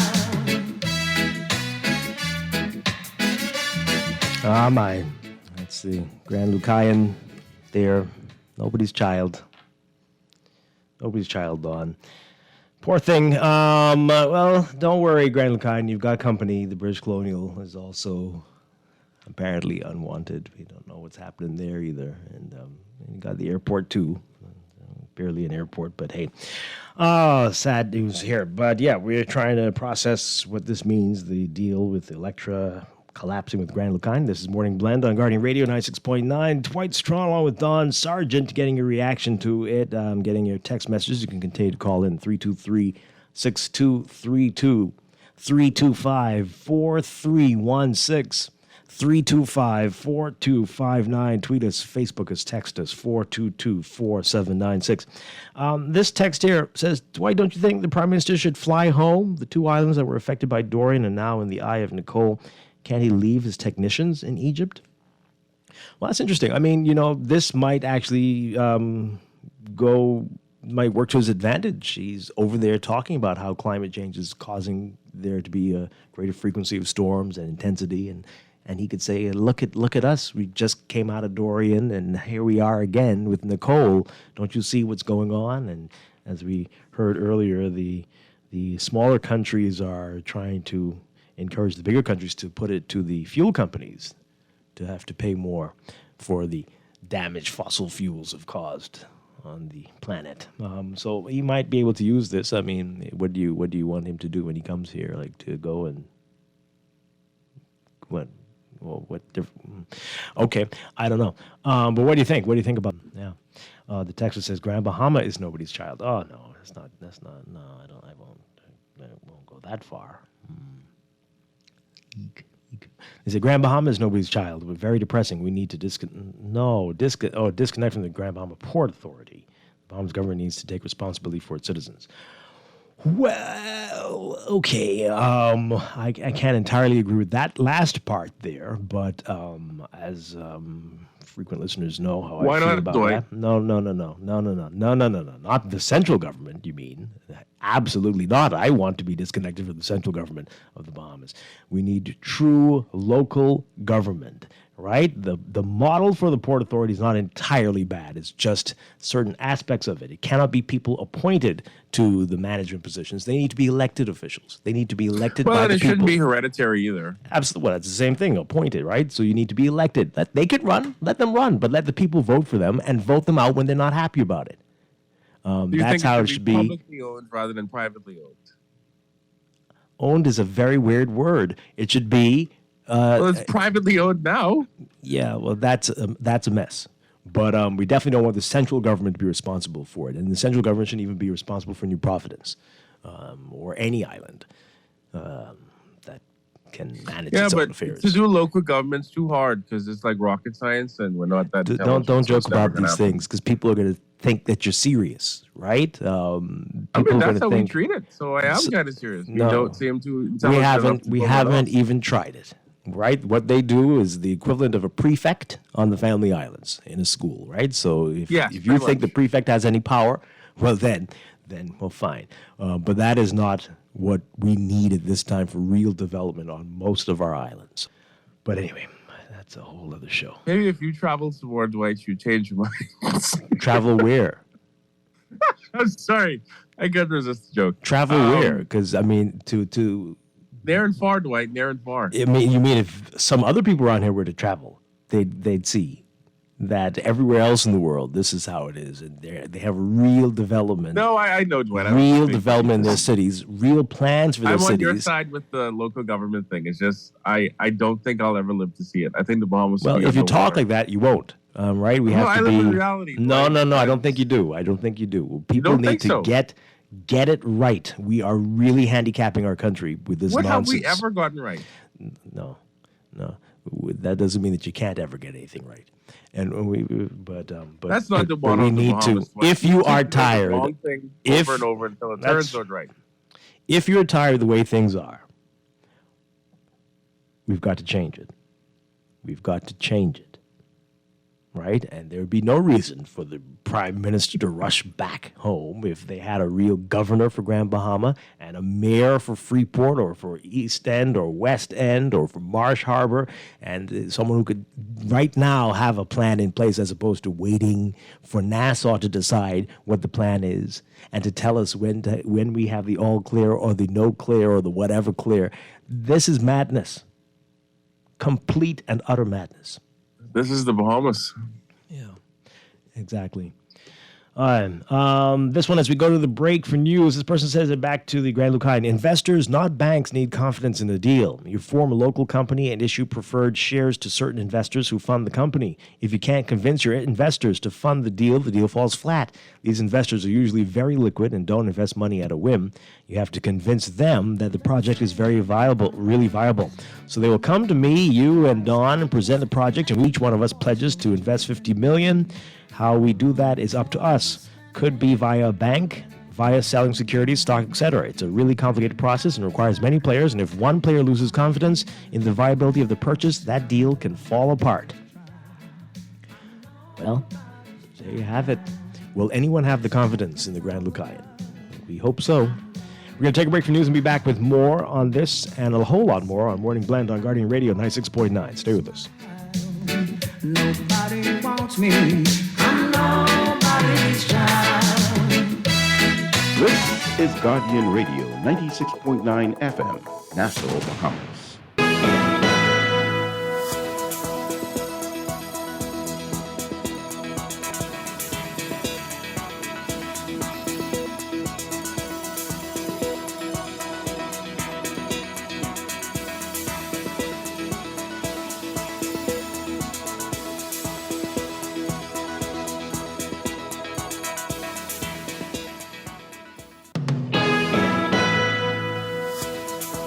Welcome back to Morning Blend here on Guardian Radio 96.9. We're streaming live on GuardianTalkRadio.com and on the Guardian Radio app for smart devices. We're also on your televisions on Cable Bahamas Channel 969, BTC Flow Channel 612. You can tweet us at Morning Blend 969 or Facebook.com/Morning Blend 969. Text us 422-4796. And now at 8:20, time for another check of your weather for today, brought to you by Bahamas First Insurance. We've got the new update on subtropical storm Nicole. From the Department of Meteorology, Nicole is expected to turn westward or west-southwestward today as it continues to strengthen, and tropical storm conditions expected to begin tonight over the northwest Bahamas. Hurricane warnings remain in effect for Grand Bahama, Abaco, Bimini, and the Berry Islands, and tropical storm warning remains in effect for Eleuthera, New Providence, and Andros. As of 7 o'clock this morning, the center of subtropical storm Nicole, located near latitude 27.7 degrees north and longitude 72.0 degrees west, that puts it 310 miles east-northeast of Hopetown, Abaco, 365 miles east-northeast of East End, Grand Bahama, Governor's Harbor, Eleuthera, 370 miles northeast of New Providence, and 410 miles northeast of Nicholstown, Andros. Nicole is moving toward the west-northwest near 8 miles per hour, and to turn toward the west and west-southwest is forecast today and tonight, and that motion should continue through Wednesday. A turn toward the northwest and north-northwest expected Thursday and Thursday night. On the forecast track, the center of Nicole will approach the northwest Bahamas today and tonight and move near or over these islands on Wednesday. Maximum sustained winds are now near 50 miles per hour with higher gusts, and Nicole is expected to make a transition to a tropical storm later today and begin to strengthen. Nicole is forecast to be near or at hurricane strength by Wednesday into Wednesday night, while it is still moving near or over the northwest Bahamas. Now, winds of 40 miles per hour extend outward up to 380 miles from the center, and storm surge could raise water levels by as much as 4 to 6 feet above normal tide levels along the immediate coast in the north. Large swells generated by Nicole will affect the northwest Bahamas during the next several days, and the swells are likely to cause life-threatening surf and rip current conditions. Nicole is expected to produce rainfall amounts of 3 to 5 inches with localized higher amounts of up to 7 inches across the northwest Bahamas today through Thursday. Waterspouts and tornadoes also possible during the passage of the storm, and preparations to protect life and property should be rushed to completion. Boaters being advised to remain in port or move vessels to safe harbor, and residents in the northwest Bahamas should prepare for tropical storm conditions beginning tonight. Residents in Grand Bahama, Abaco, Bimini, and the Berry Islands should anticipate hurricane conditions beginning early tomorrow morning. So, as a result of that, today we're looking at partly cloudy to cloudy conditions, windy as well, becoming overcast by this evening with scattered showers and widely scattered thunderstorms through tonight in the northwest Bahamas. For the central and southeastern islands, partly cloudy to cloudy and breezy with widely scattered showers and isolated thunderstorms through tonight. Across the whole country, small craft operators being advised to remain in port. Temperatures today getting up to around 84 Fahrenheit, 29 Celsius. Overnight lows tonight getting down about 70 Fahrenheit, 21 Celsius. In your extended outlook, as Nicole moves through, we're looking at possible hurricane conditions. Wednesday, overcast and windy with scattered showers and thunderstorms across the northwest and central Bahamas. Partly cloudy with widely scattered showers and isolated thunderstorms across the southeast Bahamas. Cloudy to overcast with scattered showers and widely scattered showers in the northwest Bahamas. Cloudy to overcast with widely scattered showers and thunderstorms in the central and southeast Bahamas. While that's happening, we've still got another area of low pressure. This is about 650 miles east of Bermuda. That has a low chance, a 30% chance of formation through the next 5 days. No issue for us, but all eyes on Nicole. Stay tuned to the Guardian News Network for the very latest on Nicole every hour with the Guardian updates But that is your morning blend weather check, brought to you by Bahamas First Insurance, still the first and only local insurance company and agency network that lets you buy car and home insurance 100% online. Try it at bahamasfirst.com.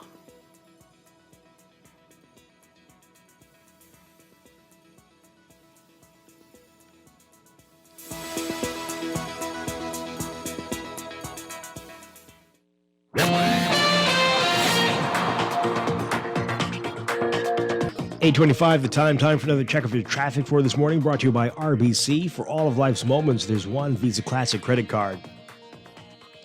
In your real-time traffic, West Bay Street near Saunders Beach, seeing some heavy traffic there eastbound as you approach the roundabout with New Providence Highway. It's looking busy there, but once you get through the roundabout on your way to West Bay to Arawak Key, not looking so bad there. Six-legged roundabout, also seeing some traffic eastbound on John F. Kennedy Drive toward the roundabout, and that's eastbound, and southbound on New Providence Highway to the roundabout. Further south, Milo Butler Highway, as usual, heavy traffic from Fire Trail all the way up to Tonic Williams Darling Highway and the roundabout there. Gladstone Road also busy for you, just north of Fire Trail, straight through to John F. Kennedy Drive northbound.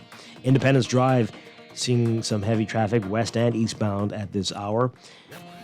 Westbound to Blue Hill Road, which is busy for you, just north of Soldier Road to that roundabout, and through that roundabout just north of Robinson Road on the way to Cordo Avenue, and even up to Wolf Road. Pockets along East Street, even north of Wolf Road. And then there's Prince Charles Drive, heavy traffic at the major intersections, but also Robinson Road between Soldier and Old Trail. And Old Trail is looking very congested for you this morning, from Soldier all the way up to Robinson Road, and pockets along Soldier near Windsor Place.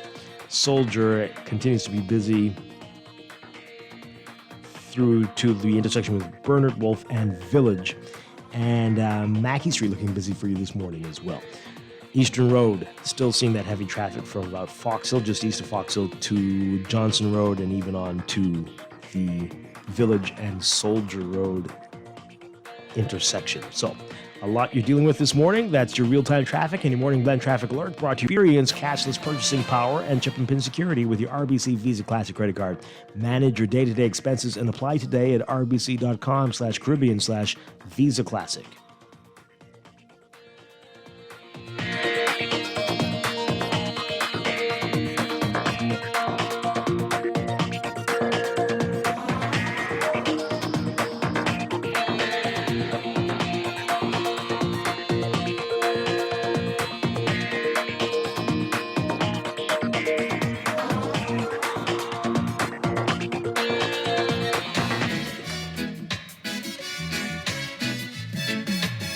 People come for children and take them for their own. They all seems to pass me, Lord, I'm left here on my own. I know they like to take me, but when they see I'm blind, they'll always take some other kid, and I am left behind. I'm nobody's child. I'm nobody's child. Just like a flower.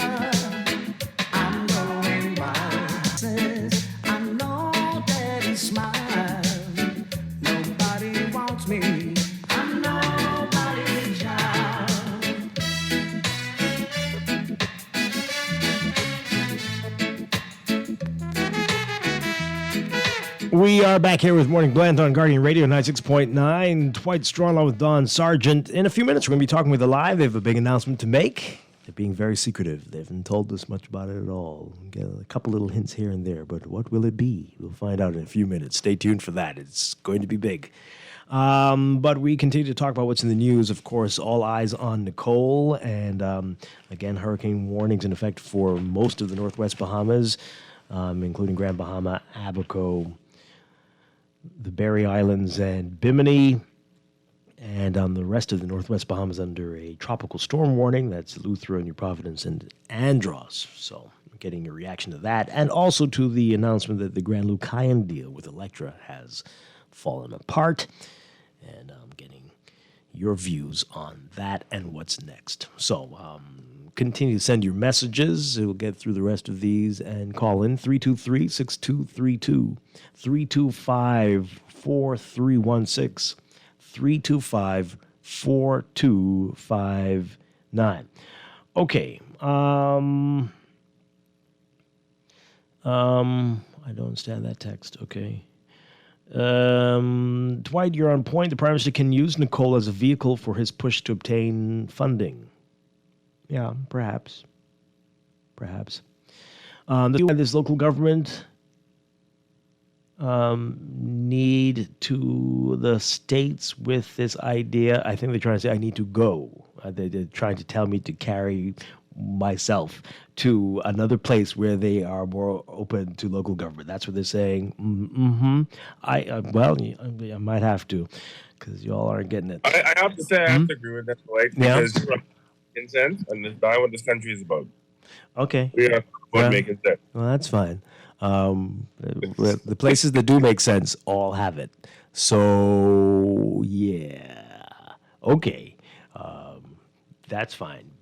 That's fine. We know it's working for some people. Some people like the chaos, like the madness. They like that Nassau looks like, someone was playing dice and threw all the pieces onto a table. Bam! That's where it goes. Yeah. That's the main clearly. That, right? Is this a city? Do we have any planned cities in this whole country? No. Everything's just please. Anyway, but you all like it. You like the chaos. And you're driving the rest of us crazy because we can't adjust to chaos. But that's fine. Yes, I may have to carry myself somewhere where they understand how things really work. You're right. That's why I said we need to travel more. I need to get some per diem too, and so I can go. I'm going to Egypt too, man. Okay. My goodness gracious. Come on, Dwight. You gotta have like a little sense of humor. No, not anymore. Can't. We're 50 years and we look, if we ever make it to 100, it'll be exactly the same. We'll actually be even more of a backwards country, regressive and stagnant. The economy probably is going to be even smaller by then per capita. So, like I said, I'm not saying nothing's going to change. Things will change. I'm going to be great, Dwight. Wow. Okay. 323-6232. 325-4316, 325-4259. Tweet us, Facebook us, text us, 422-4796. So you see, I think Joe Biden's going to be in Egypt as well, right? Yeah. So the texter who said earlier that the Prime Minister should come back, he's going to come back, yeah. But Nicole is heading to Florida too. Do you think Joe Biden should rush back to Florida because it's heading there? Is that how it works? Or is the governor and all the mayors of the various cities, are they going to be on the ground working as they should be? And if they do need help from the federal government, that's when Joe Biden will be required. Because what is he going to do? Just walk around and point and say, oh, this is terrible. What is he going to do? But the governor is there. You have to remember too, Dwight, sometimes people say these things because they have political reasons for doing so. Plenty of people believe that. Plenty people believe that Brave Davis is wasting his time over there, unfortunately. But again, Abaco and Grand Bahama should be empowered to make decisions right now about what needs to happen. I appreciate the acting Prime Minister Chester Cooper making that statement last night, telling them what they need to do and whatever. But really, is this what we need? Somebody miles and miles away to tell you what's supposed to happen? Yeah? Sounds like if we were in 18-something, where the king or the queen of where would be about what we should do on these islands. Well, we love up the royal family. We just build roads for them and never pay them. And we do everything for them. So not y'all though. Y'all just pay taxes.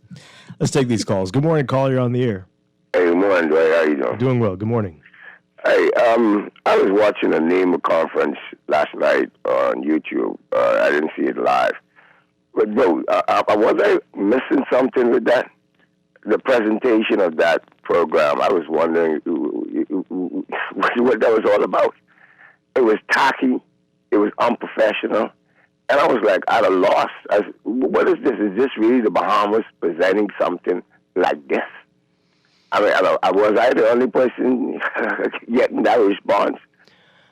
I didn't see it. I don't know what you mean, but what were you? What? Bro, the information, the coordination with Defense Force, it's like they were practicing something.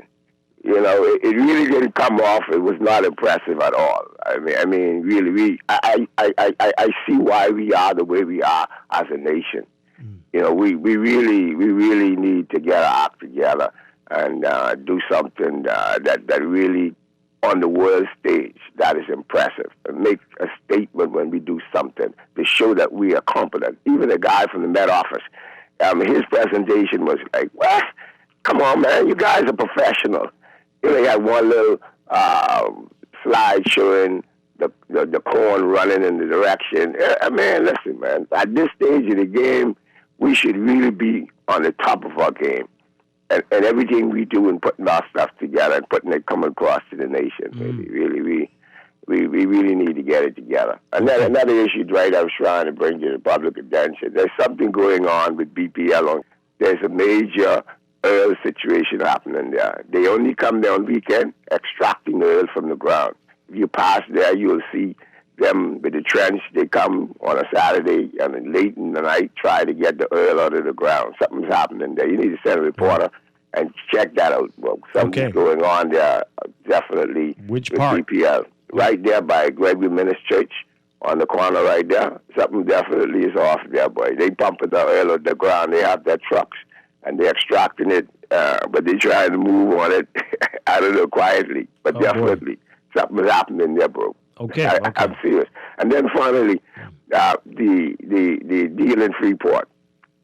Bro, listen, you don't think it's time that we as a nation, we're looking for investors, but we have to take the bull by the horn and do something for us.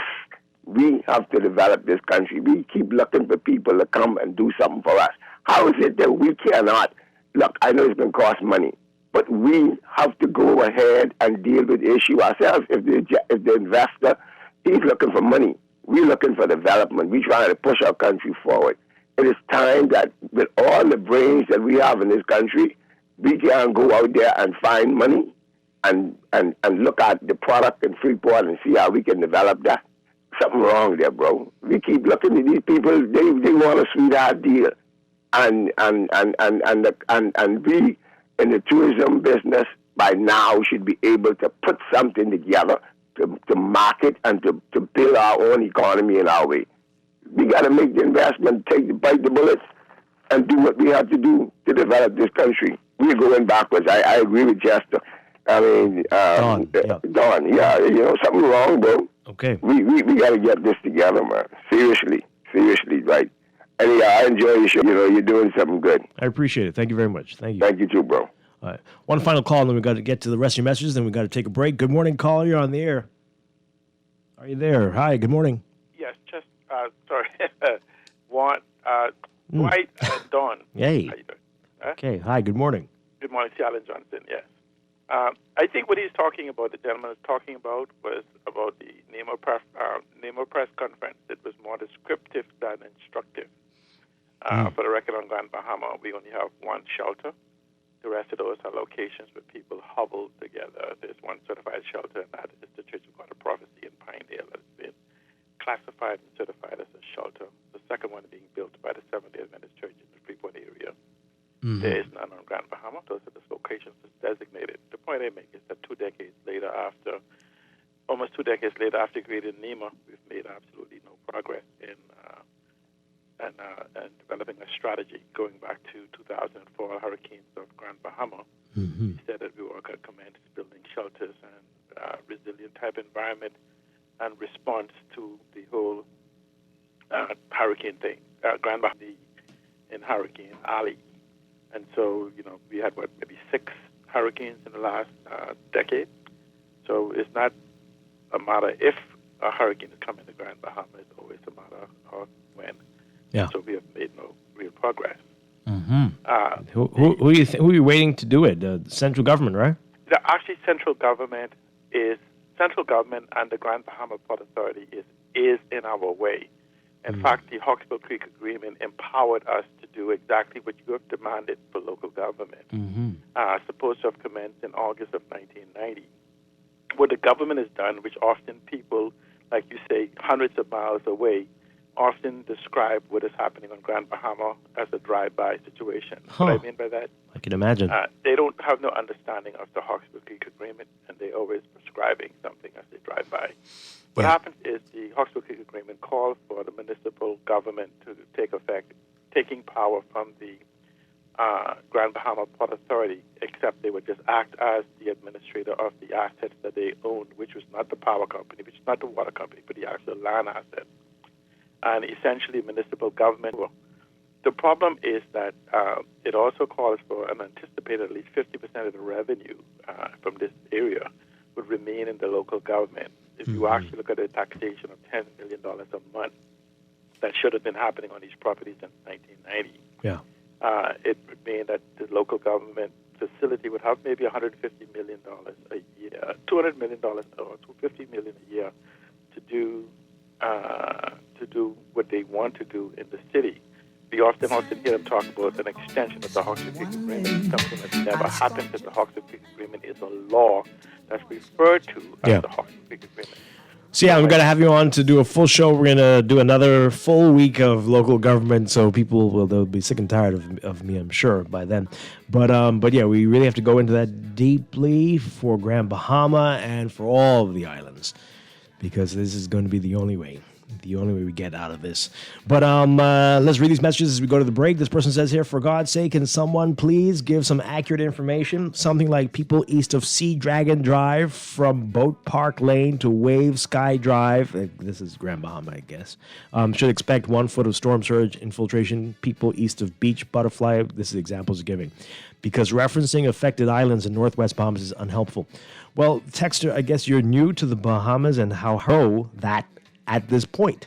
So they have to give you very, not quite vague, but just blanket statements like this because we don't know. But it could happen, exactly what you're saying could, or it could be worse.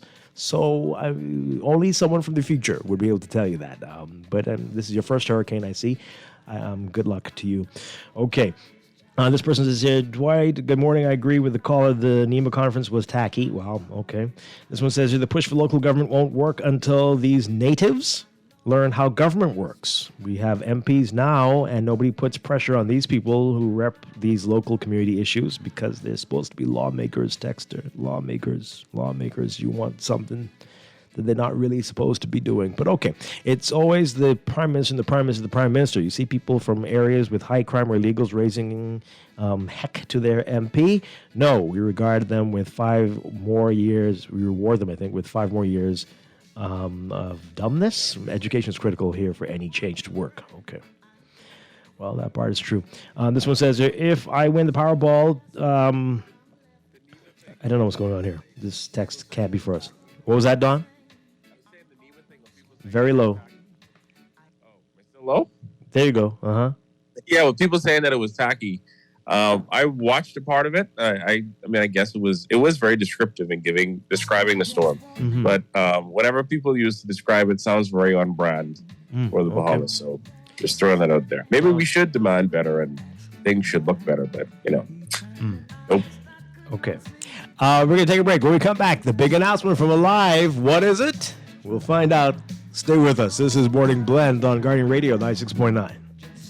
Flower, I'm going wild. No mommy kisses. I know daddy smiling wants me. I'm nobody's child. Breakfast just got better at Wendy's. Introducing the Breakfast Biggie Bag. Enjoy a double sausage muffin with 2 square sausage patties, a freshly cracked egg, and cheese served on a toasted English muffin, a medium waffle fries, and an orange juice for only $5.25, VAT inclusive. And an apple pie for just $1 more. Say what? At Wendy's, better breakfast is all day. Offers valid in participating locations. Wendy's, different inside and out.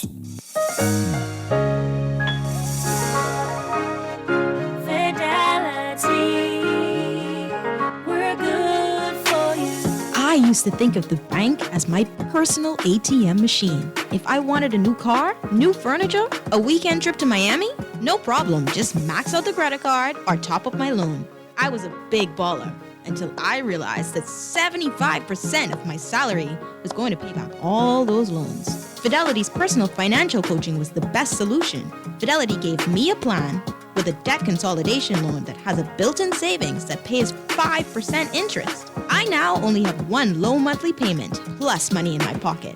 Give Fidelity Bank a call at 356-7764 in Nassau or 352-6676 in Freeport. Visit any of Fidelity's locations or visit a website at fidelitygroup.com.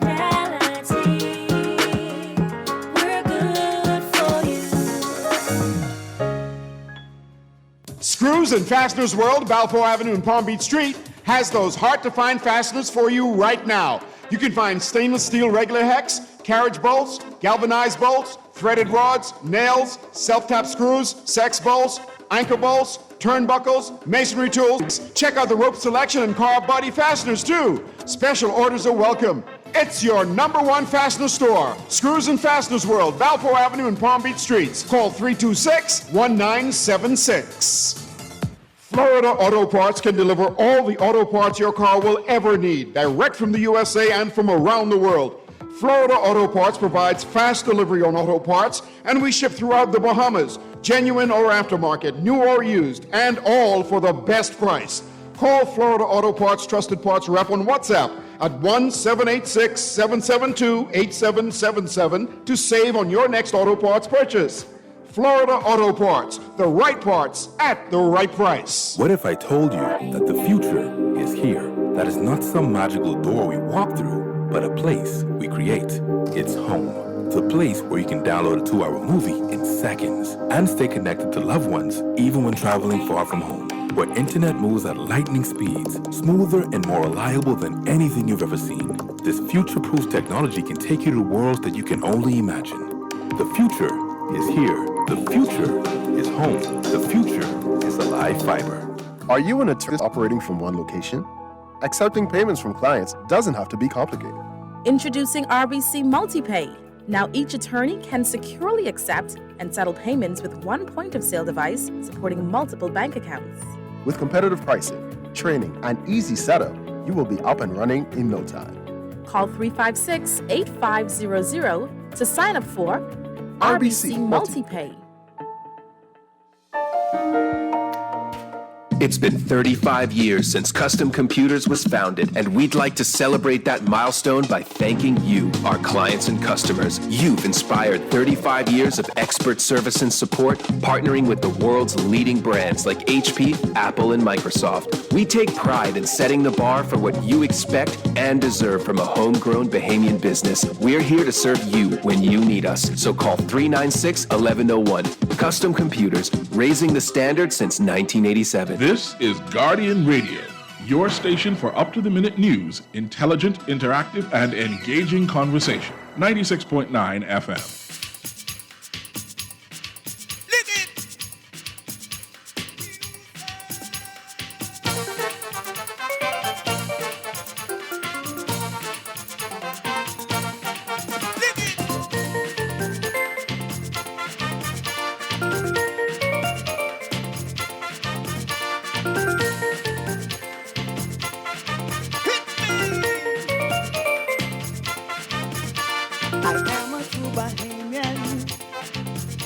Nassau's my home, my native land.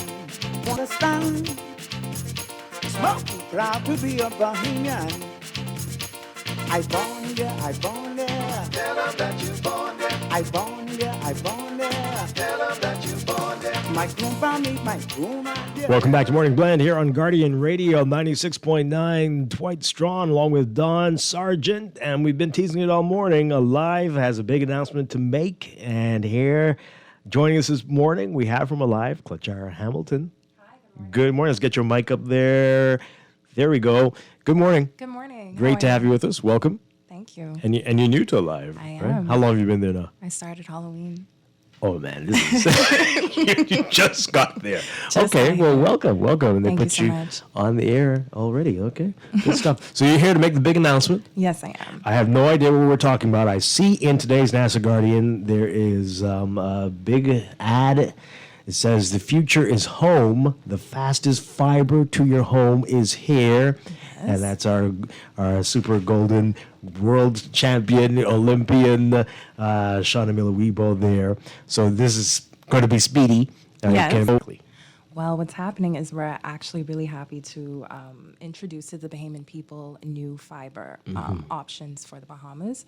So basically, it's not really a network upgrade. It's more so a brand new network that we're offering to the Bahamian people as of January. Okay, so this is for mobile customers. It's for mobile customers, but it's also going to be within the home as well. We're bringing it to the home. So it's fiber to the home for Alive. Okay. All right. So explain that to us. Explain that. Is this? How much more are you gonna pay? Is this in competition with the other providers who provide fiber to the home, or yes, of course. Yes.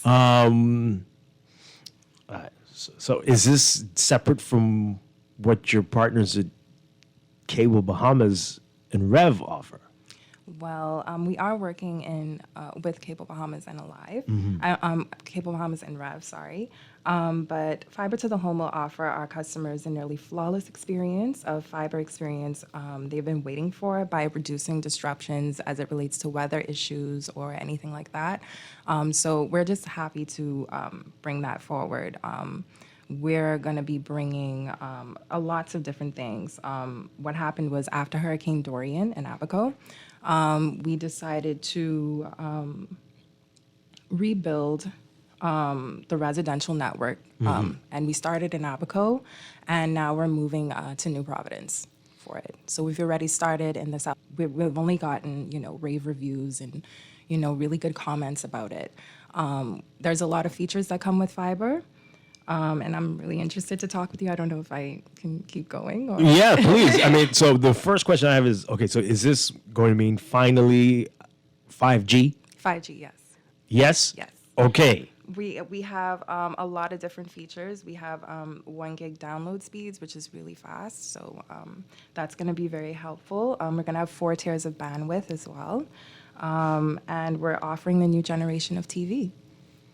TV? Yes. Oh, wait, I heard 5G. Wait, what? That's what she said. Yes. Because half the time I used to be getting 3G and that, so I don't know. I ain't gonna say which network, but I just say just trying to get some, just clarify. That's all. Okay, so you said a lot just now. 5G and television. Let's work from back to front. So television, explain. How is that going to work with Alive? Well, we're now going to be offering about 200 channels, including movies and foreign language channels, premium sports. We're offering 4K resolution, which is the sharpest video we have available.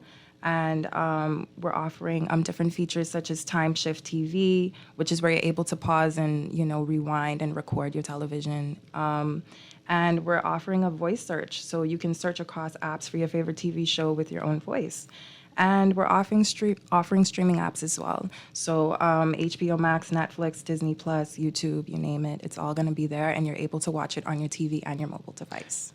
TV and mobile device. So I don't have to be. This isn't just for my cellular phone. This can be set up at home. Yes. And you all through Alive Fiber will be offering this. Absolutely. Well, I have to ask. You said that is that Spanish? Yes, it is. Okay, but just the commercials in Spanish or like content too? Oh, it's not. I don't think it's just going to be commercials. I think we're offering foreign language TV. So just So that's a for separate entertainment package. So if watching. I just want all the English stuff, I could just get English things. I'm not able to say right now, but I think so. Yes. Okay. All right. How much this is? I will know. Is this separate and apart from Rev's push for fiber in the home, or Yes, is it it's separate part and of this? apart. Oh, really? I mean, I know we're working with Cable Bahamas and Rev, but this is a separate broadband offer that we're offering to the Bahamian people. Why you gotta give me the prices and thing costs? I can't talk prices just yet. All right. So, I mean, is there more that you can say about that? Because that's curious that it is separate from revenue Not cable. just yet, Okay. no. But this is so another option for folks. All right. So you can't talk prices because this isn't launching quite yet. When can we expect this to be rolled out? The launch should begin in January. January. And where will this launch? Will it be across the board, or what were we looking at initially? Well, it's going to be across the board within New Providence, but like I said, we've already started testing in the southwestern area of it. So we're looking to just branch out and have everything done between 12 to 18 months' time, within a 12 to 18 month period. It should be all across New Providence. Will this be like, so I would be able to get a 5G MiFi box? I'm not sure. At some point? Yeah, I'll have to get back to you on that, but I think that's Okay, sure. Please. Reach out to Dwight and let him know so I can find out. Okay. All right, so Dwight, you got to message me because sometimes you shield information. all right, so if you are interested in this, what do you need to be doing? If you're interested in it, like I said, so we're just going to be able to offer this through our live stores, and you can come in and discuss further some more information, but we're not able to speak too much on the rollout just yet. Okay. All right. So what changes if you already are with Alive on your mobile device? Does anything change at all? Or You should expect faster service, faster Wi-Fi. And like I said, we have 1 gig download speeds, which is, let's just say you want to download a movie on your mobile device. Instead of it taking you about 15 to 20 minutes, it's going to take maybe 2 to 3 minutes to get that downloaded. will I automatically be upgraded to this, or do I have to sign up for a different package for that? I think you will be signing up for a different package for it. Okay. All right. So this is exciting. What else should people know about this right now as they prepare for this? Because January is not far. We're almost midway through November. What else should people be doing? Well, I can just say that the Bahamian people can look forward to our top-rated service and experience with sales and customer support should you have any questions. And we're basically just trying to know something faster, something more feasible for you, and we're really excited to get that started. Mm-hmm. Okay. All right. So many questions. I don't know if you can answer these. I can try. Yeah. A lot of people asking about the cost, of course. Yes. And you already explained that. Well, can't you give us ballparks, though? Well, not ballparks. Can you say if it'll cost the same, less, more than what Alive is, not Alive, sorry, what Rev is trying to do, or you can't say that either? I cannot say at this time. You should have known Is that. it close? Dawn, you know that's not good. No, I just try, to ask first. Right. This person says here, so what is the timeline for like Central New Providence? What can the folks in the center of the island, I guess, expect? At this time, I'm really not sure. Like I said, we're just rolling out our testing right now. But from what we've heard so far, we've gotten really, really great reviews. And I guess our timeline, all the information should be available within the next few weeks. Okay. Yeah. All right.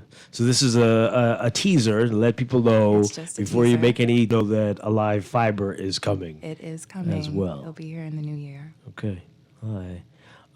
So. Right, use that information wisely, folks. That this other option is making its way to you soon. All right. Clara Hamilton, thank you so much for being here with us this morning. Thank you so much for having me. Very interesting information. We heard a commercial play as well, so this is a primer to what's coming for all of us in the new year. And appreciate it. Thank you. Thank you so much. All right. Hey, we're going to break for news and then be back with Morning Blend Business. We are talking with the Consumer Protection Commission in our Consumer Voice segment about what to do at times like this to avoid gouging and scams. That's all straight ahead. Stay with us. I need my medication. We're having a party, a bohemian party. Everybody dancing, having fun. And when we party hardy. Breaking and scraping till the morning come. Ain't going nowhere till the rising sun. Mr. DJ, let the music play. Bohemian or nothing, all night, all day. Enough sky juice and fresh on solid.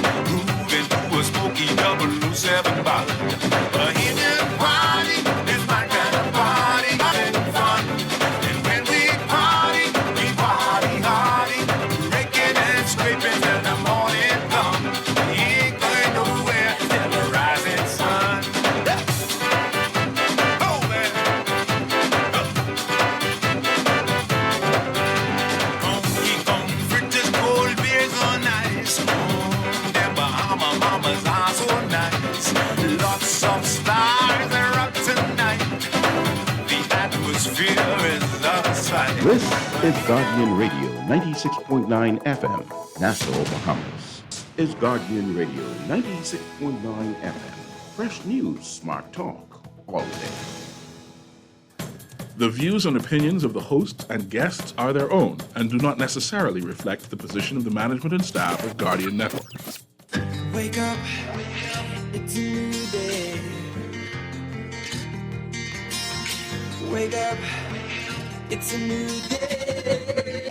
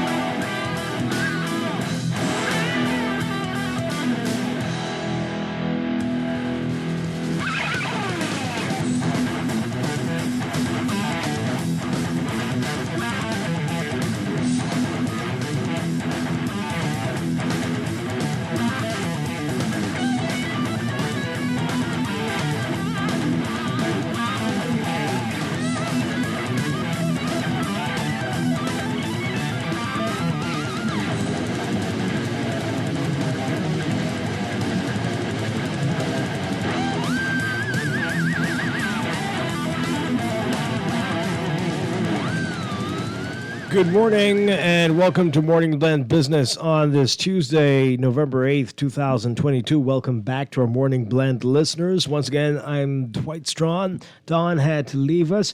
And this morning it is our Consumer Voice segment, our monthly series with the Consumer Protection Commission. And we're very pleased to have back with us this morning from the Consumer Protection Commission, LeVay Darling and Datus Farrington Sr. Gentlemen, great to have you with us again. Good morning. Good morning. Very much. Good morning, Bahamas. Morning, Dwight. And it's Datus. Datus, I'm sorry. Datus, I will remember that. Datus Farrington. Thank you so much. All right, so we changing gears a little bit this morning. We've got a hurricane, tropical storm, Nicole, approaching the Bahamas, and so we wanted to focus on what we see a lot happening when these conditions rise, where prices suddenly jump up. And people are gouged, there are scams all over, and what consumers need to do to protect themselves from this, and what they need to know. So that's what we're going to focus on this morning, and gentlemen, we're very happy that you're going to be here to guide us through that discussion. So LeVay, you wanted to start with something before we get into it? Right. To set the pace, I wanted to read a press release that was prepared by our chairman, Mr. Walter Ferguson. And it's entitled Advice for Payment Consumers Preparing for a Hurricane.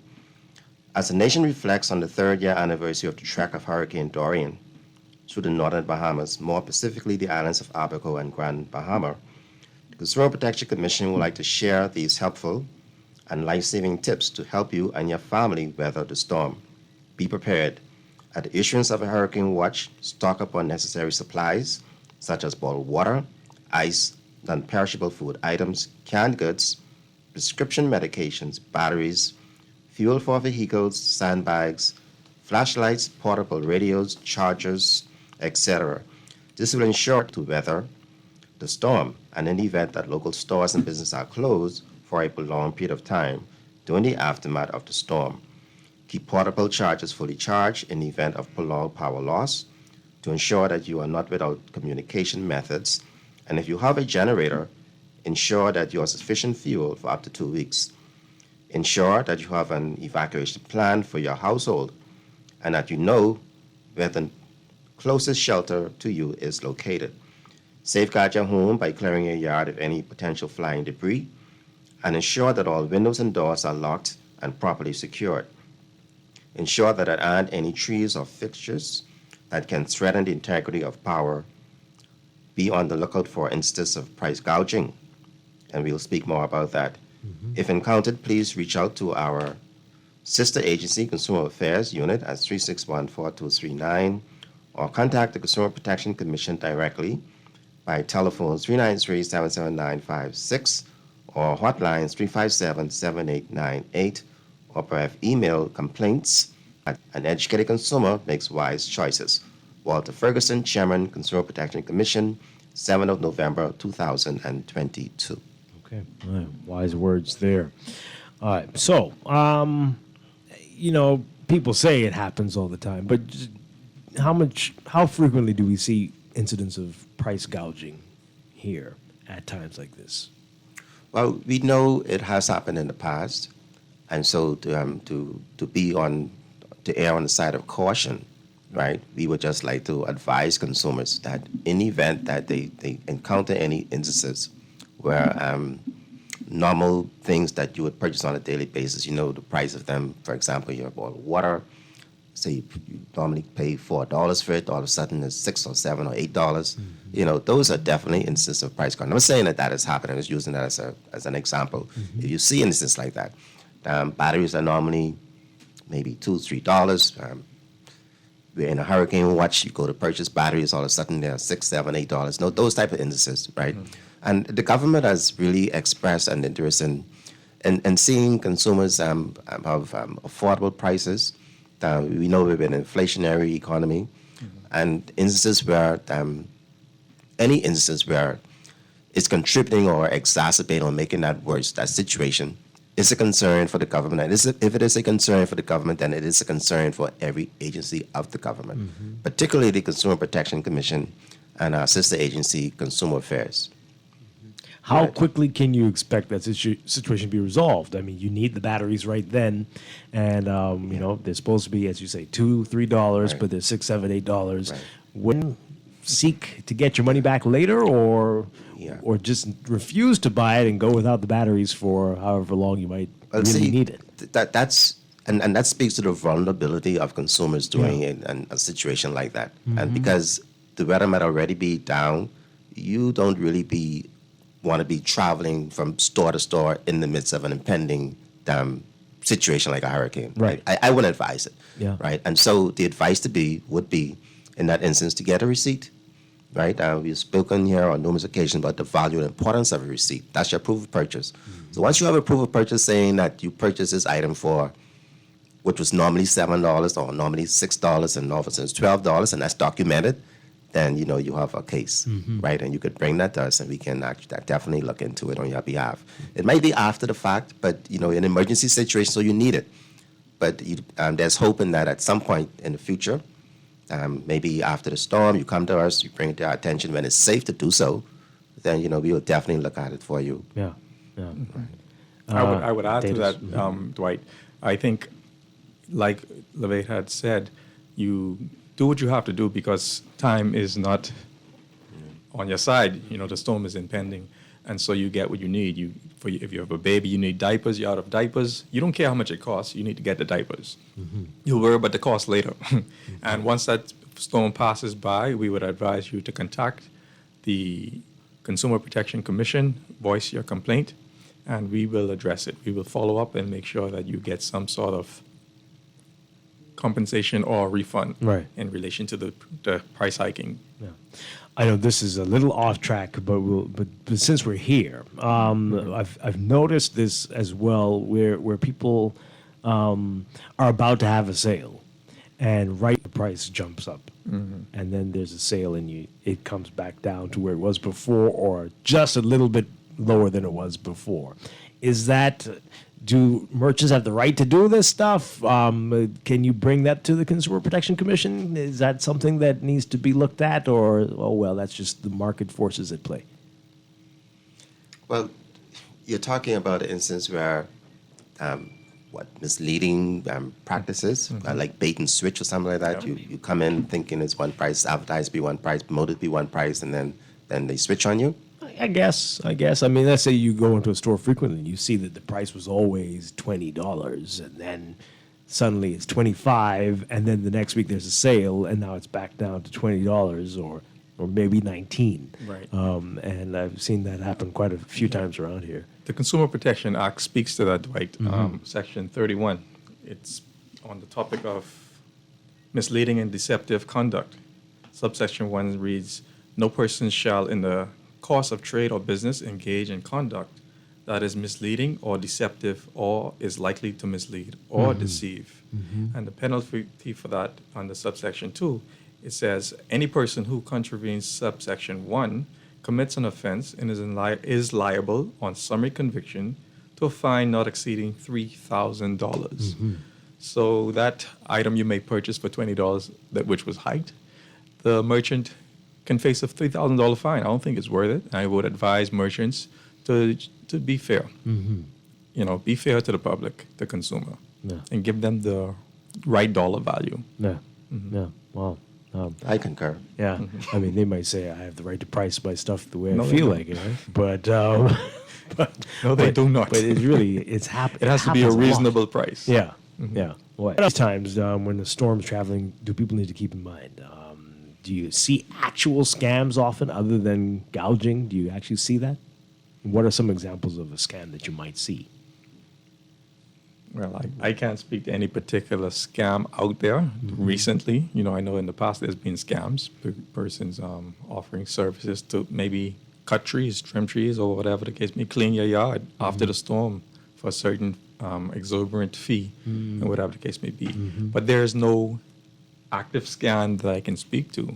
But I would just say to the general public that be wary of unscrupulous business persons. These people who come to you, say they can move debris out of your yard or batten up your house for you. Make sure if you hire them, those particular truck drivers who want to clean debris, and make sure you have an agreed price, and you get a receipt, and what have you. And that's across the board with any other service. If you go into a store and buy supplies, hurricane supplies, you want to have your receipt, like LeVay spoke about, and make sure you have these things in order so that if and when the compensation or refund or redress, we are here to assist you, and we can assist you because you have the right documentation, receipts, invoices. Yeah. Well, two things, right? In instances where you actually have a service provider, right? You need more than just a receipt, right? For example, if somebody agreed to render a particular service, right, it should be documented what service they agreed to render to you. And what I mean by that is that a simple written agreement, it might sound simplistic. A lot of people don't do it. They feel they don't need it until they're in a situation where I said or he said, you get in a you say, I say situation where the service provider is saying that, well, I didn't agree to do this, and you're saying that, well, yes, you agreed, and this is what I paid you for. So, the advice that we would give in a hurricane watch situation doesn't alter or change much from what we would give during normal circumstances, right? Because at the end of the day, it's all about protecting your interests as a consumer in a storm situation or out of a storm situation, right? And so the receipt would just say how much monies were transacted, right? But it wouldn't say specifically what services were agreed to.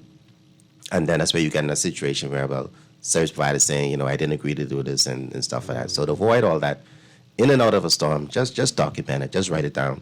But in terms of your example that you asked for initially about instances of unscrupulous during a storm situation, we know a few years ago there was a big situation with plywood, right?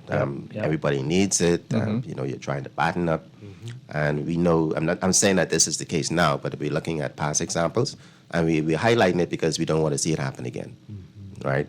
And so if plywood is selling at, I'm not a contractor, but $20, $24 a sheet, maybe it's 5/8, quarter inch, I don't know, one side good. I know one or two things, in the industry. And then all of a sudden you see it go up by 50% because, it's a storm situation. Those type of things are definitely frowned upon, and they're prescribed. And it's a perfect example of price gouging, right? It's an item that you would need, and all of a sudden, because of an opportunity that presents itself to force persons because they need it in a situation, as Mr. Farrington indicated, you need the item, so, purchase it. The most important thing is to secure your home, right? And get your receipt. And if there's a situation where you feel you've been taken advantage of, then the receipt being your proof of purchase, then you can actually come and have that matter addressed or redressed on your behalf by us or our sister agency. Yeah. Generally, how long does that process take, and how does it work exactly? In relation to a complaint? Yeah. Yes. Once we receive the complaint, we act on it almost immediately. Once I'm in office, I get behind my desk, I can activate and start investigations. An investigation entails us getting all the documentation, all the proof, photos, correspondences by email or text messages between the consumer and the merchant, anything that would prove the case. And of course, it would mean that we would first have to inform the merchant, give them ample opportunity to respond to the complaint because they may have a legitimate reason for doing or acting in the way they have. And so there's a story and get to the bottom of it. And once we can find peaceful resolution between the parties, we try to resolve. You know, where we can't find peaceful resolution, of course, we have to use our other powers by law, you know, to get either side, because sometimes the consumer is wrong too. The consumer is being unscrupulous. You know, we tend to pick on the business, but sometimes the consumer is unscrupulous. Yeah. You know, you purchase an item and you take it out of the store, it drops and falls, and you put it back in the box as if it was never opened.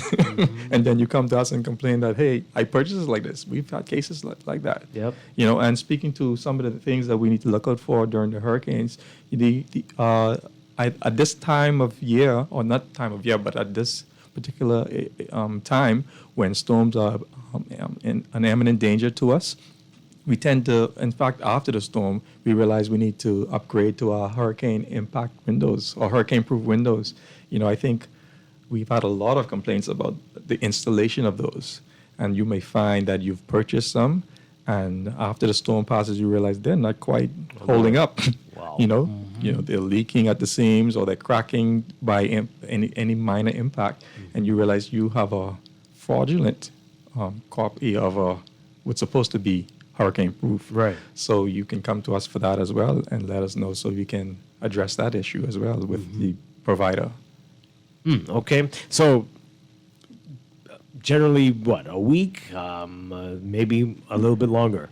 Every case has its own merit, and so the timeline, and demerits. So the timeline varies depending on the case. Some cases we solve the same day. Some takes weeks, some takes months. Yeah. It all depends. But back to the situation about the installation, you know, after hurricane outdoors, whatever have you. In a lot of instances, it's not really the quality being defective of the item itself. It's the installation. Right? And so we've been working with the Bahamas Contractors Association to really see who is doing the installations. And because most time when you buy an item like that, they say, you know, installation is included, right? And so our concern is from a consumer protection perspective, right? Is the person who's doing the installation qualified to be doing the installation?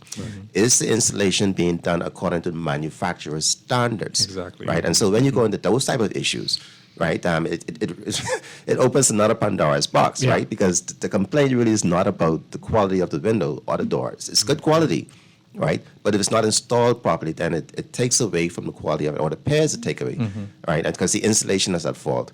And so we want to really ensure that persons who are doing these installations are vetted by the Bahamas Contractors Association to know the fact that the person is qualified, duly qualified to do the work on behalf of the consumer. Not all of the companies do in-house installation. They will Even if they're contract it out. doing, they're doing in-house installation, but the person who they've hired on their staff to do the installation may not necessarily be qualified. Right. And we want to ensure that it's being done according to manufacturer standards, all in the interest of consumer protection. Yeah, exactly. And I refer to that because we actually have a case, not had a case, have a case. Couple cases. on that same issue, right? And it's a matter of grave concern. I'll tell you a story when we get off air as well. So you might have more than a couple of cases. Yeah, okay. But anyway, this texter says, I've been to the supermarket. I went to the supermarket yesterday. The prices are ridiculous. You should see what they're charging for cream. So people are saying they're already seeing some of this as Nicole is approaching. So are your people, are your sister divisions, are they out looking and trying to see, maybe to get a baseline on what prices are right now and to see if that will change today or tomorrow, or does it work like that normally? Our sister agency, Price Control, just recently we had an opportunity, Levade and I, to speak to the new board of the pest control and its new slate of inspectors. Mm-hmm. So I anticipate that they will be on the ground and looking out for these price gouging real soon, if not now. Yeah.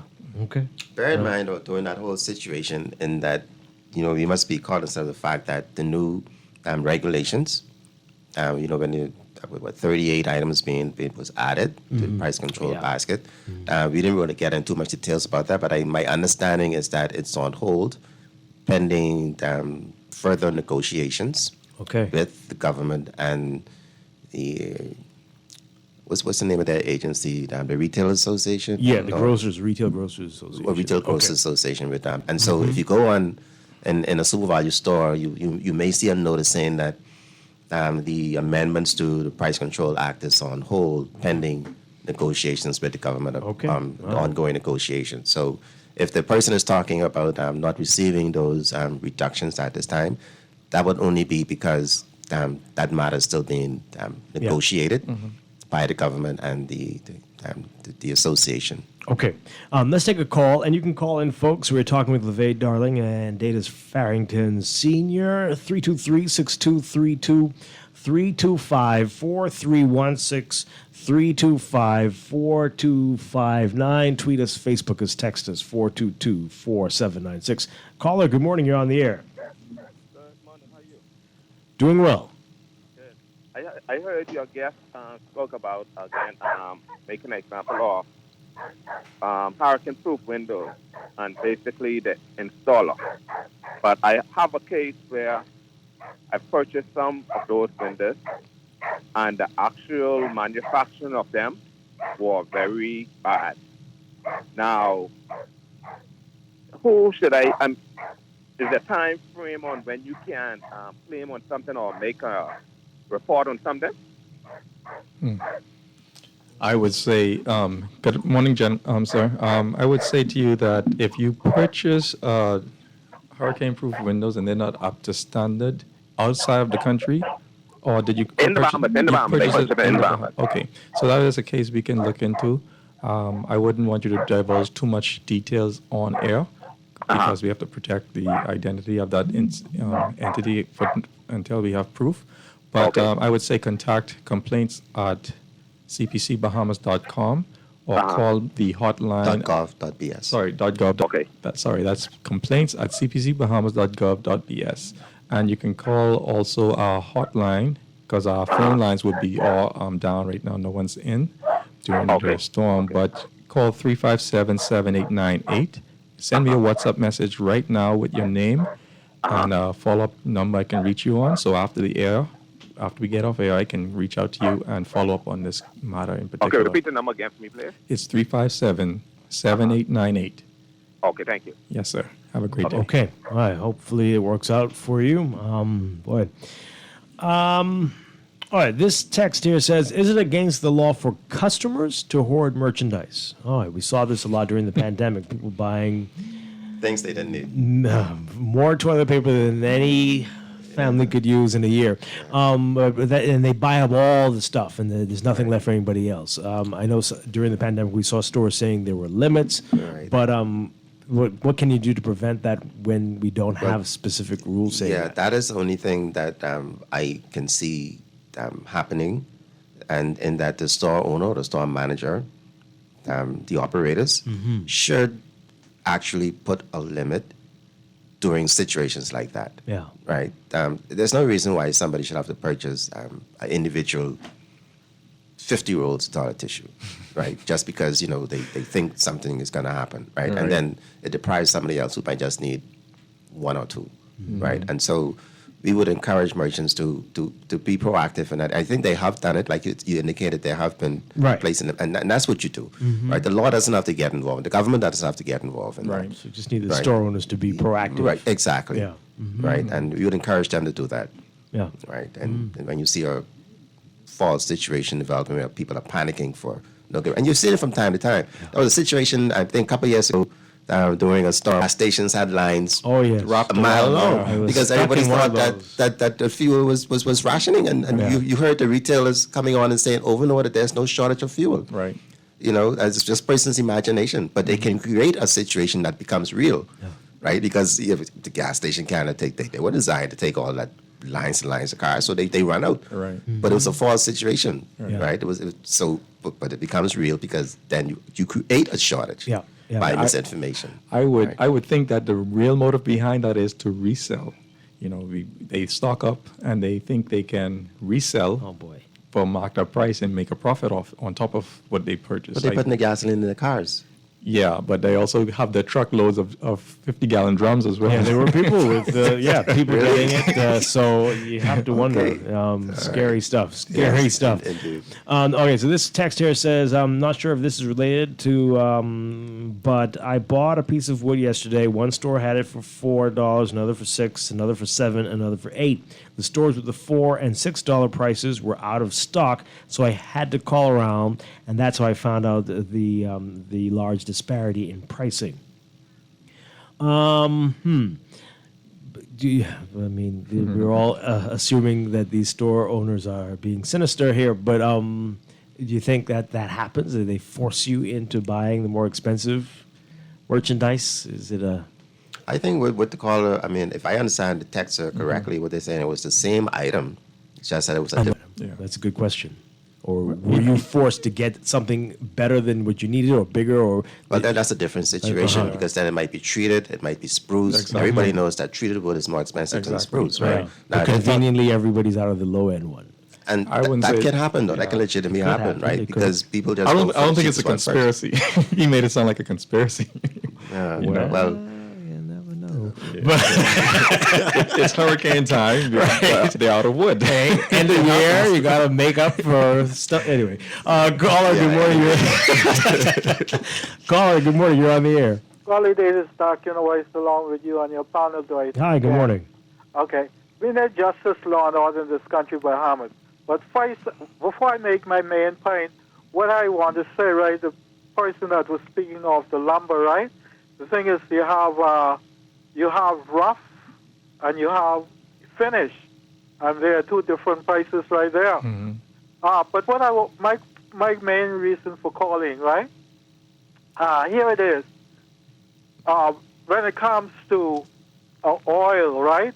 A barrel of oil in the United States drop, right? And the price drop. If it doesn't come down on our electricity bill or our telephone bill or anything like that, or they don't come down with the gas or the oil here in the Bahamas, what's happening there? Explain to me, please. Mm-hmm. Well, the prices do go down, but maybe not as much as you'd like. Right. So we had the prices go down a few weeks ago, but they're heading back up, it seems. Mm-hmm. But people are expecting to see more. I don't know if there's anything you all can do about that.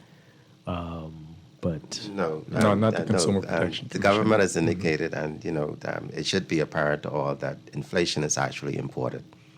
Right? Whenever we import goods from the international market and the prices goes up on the international market, it definitely would affect us. Mm-hmm. Right? When we start manufacturing more stuff, particularly food items, then we become more self-sufficient in various areas that we are capable of doing, especially our fisheries. I went into the store the other day and I bought some red snapper, and when I went home, I examined it closely and it says from Thailand, right? And I was shocked, right? Indonesia, right? Why would we be importing red snapper from the Far East when we got red snapper dying of old age? My question is, why you buy red snapper at the food stand? You could go to Potterski Dock, right? You wouldn't find red snapper that commonly. No, okay. I'm not talking about lane snapper, right? I said red snapper. It's different. Okay. It's a deep water fish, for your information, right? Mm-hmm. And Bahamas just don't fish for them that often. Yeah. Right? We get the middle range fish. We don't do the deep water fish as much. So we have fish in our waters that Bahamas have never seen. Yeah. But would the cost of what you bought, would that be much lower than had you got it from the dock? Now, that's an interesting question. Yeah. Right? And so if the situation exists where we can import an item all the way from the Far East, right, and it's cheaper than what you can buy from a local fisherman, that's a situation. That's a problem. That's been the issue. Sadly pathetic, right? I want to use some more strong words. Well, we were talking about the other day. This is going to take us to a whole other conversation. But you're paying, as the previous caller mentioned, that the fishermen have to pay for fuel too, and pay for supplies from stores that sometimes are marking up items far too So much. does the other fishermen in the Far East. yeah. And it should even be more expensive because they got to ship that all the way from across the world to the Bahamas. So I see no good reason on earth. Wow. Right? Why that should be cheaper than what you can get out of your own local waters. Yeah, very interesting. Right. I could come up with some theories, but it's going to take us all day. All right, we're going to take a break. When we come back, more on this, what you need to be looking out for. And we want to hear from you as well. Call in with your concerns during this time. I already saw some lines yesterday as I was making my way home. Yeah. And so people are out there, and you have to wonder, do you really need to do this? Do you really need this right now? Because we're expecting this by Thursday, Friday to be already out of the area. Calmer heads need to prevail at this time. Don't overdo it with what we're going to see with Nicole. But we'll talk more about this after the break. This is Morning Blend Business on Guardian Radio 96.9. Long way to go, and where we'll end up, I don't know. But we don't let nothing hold us back. We're putting our show together, we're polishing up our act. And if you've ever been held down before, I know you refuse to be held down anymore. Don't you let nothing stand in your way. I want you to listen to every word I say, every word I say. Ain't no stopping us now.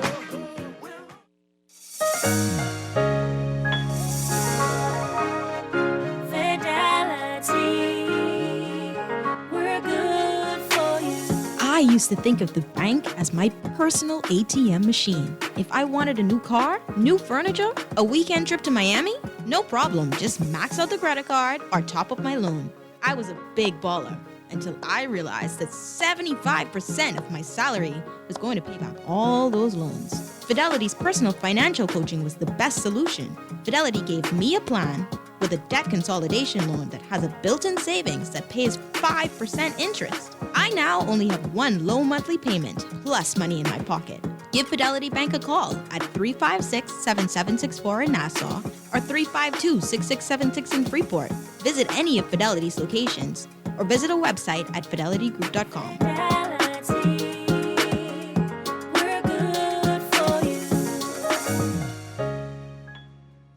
The Access Accelerator Small Business Development Center is here to help small businesses throughout the entire Bahamas.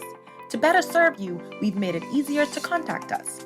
Call 461-7232, WhatsApp 359-0626 or 359-2394, email helpdesk@spdcbahamas.com, or submit a ticket when you visit our help center at accessaccelerator.org. The Access Accelerator, empowering small business. Ready to save? You can put $100 into the CFAL Savings Express Plan and make sure your money keeps growing. Earn interest on your savings while you're sleeping, eating, or standing in line at the bank. Ready to invest? Start by putting $1,000 and earn interest there too. Because at CFAL, your interest is our interest. Visit CFAL.com to start now. CFAL, growing wealth for future generations of Bahamians. Okay, class, let's begin today's history lesson. Ancient civilization used to visit stadiums to watch musicians perform. It was called a live concert. Teacher, what year was that? Researchers believe it was around 2019. Normal life feels like a long time ago. As things return to normal, remember it is essential to be fully immunized against all vaccine-preventable diseases like COVID-19, rubella, polio, hepatitis, mumps, and influenza. This message is brought to you by PAHO WHO, the Ministry of Health and Wellness, the Caribbean Development Bank, the Government of Canada, and the United States of America.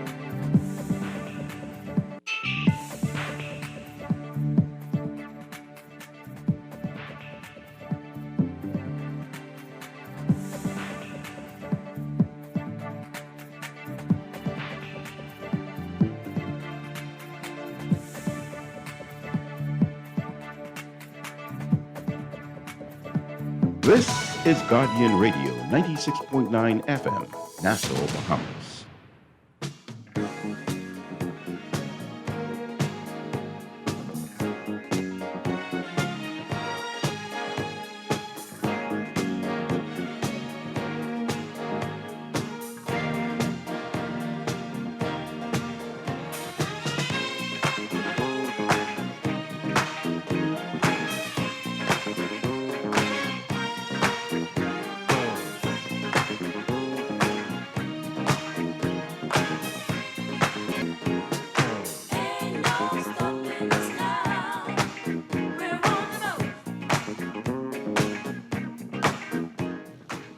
Welcome back to Morning Blend Business on Guardian Radio 96.9. Dwight Strachan with you. It's Consumer Voice, our monthly segment with the Consumer Protection Commission. We've got LeVay Darling and Datus Farrington Sr. with us this morning. We've been talking about gouging and scams during times like this with the tropical storm on our doorsteps. And getting your reaction to that. We're going to be hearing from Nino Newbold, the chairman of the CPC, in just a bit. Chairperson, board member. Going to get these commissioner. Right. Going to get the terms right, commissioner, because that is someone specific. Okay, so I think Nino Newbold is with us now. Good morning, sir. Great to have you with us. Good morning. Great to have you with us. Good morning. Good morning, Dwight. Good morning, Mr. Darling. Good morning, Mr. Datus Farrington. Good morning, Mr. Commissioner. Good morning, sir. Yes, I thought of fitting that I would dial into the show this morning because I heard two good points that I would like to just, underscore for a brief moment, and that is, what is passionate to me, the service station. And I heard the last caller, Brayman, he always calls in the talk show frequently and keeps everybody listening on their P's and Q's. Yep. But he stated a good point that, he see the fuel prices, barrels of oil dropping around the world, and why he don't see that effect with his light bill and phone bill and these other things you have to purchase that fuel generates, particularly gas stations, what everybody would like to know. Well, over the years, we have realized through our experience that when we see the oil market, fuel, the barrel oil dropping on the international market, that takes at least 4 to 6 weeks before it reaches here inside the Bahamas that we are really feeling that. Thinking, wow, oil dropped down to $60 a barrel on the international market. My light bill high. Come on now. We just saw it on television yesterday. So it takes time before it reaches in our region for us to have that effect. So certainly I believe BP will then pass it on when they make their purchase of fuel, because they would then be getting those prices at the new prices that drop in the international market. So it costs for a little more, mathematics calculation to go under that you start calculating on your electricity bill and other things that you purchase that petroleum generates, particularly at the service station. So you'll see that effect in a matter of weeks, not a matter of days. Yep. And then secondly, we talk about the long lines and gathering persons packing up at service stations. The associations, we try to endeavor best to coordinate orderly lines. But we also, I heard, I think Dwight or Farrington said it, persons pull in, they go in a panic. Fake news starts circulating. I don't believe, through my experience, that the Bahamas have ever had a fuel shortage, that none of the oil retailers, oil companies, Shell, Esso, Rubis, or back then Chevron, Texaco, could not have dealt with. We've always had sufficient fuel to supply the demand. We've always had our backed up storage to even back up to the supply of the demand. Even if we Nicole approaches us over the next several hours, we are fully secured with fuel supply to meet the demand. But we will ask the consumers to go about normal, pull your vehicles up, but do not stock fuel at your homes, in your garage, backyard, your back trunk, in these fuel containers or other unauthorized containers. Do not stock fuel. All of your service stations have the capacity to meet the demand. The terminals have the capacity to meet the demand, and we even have backup supplies to meet the demand if it exceeds to that level.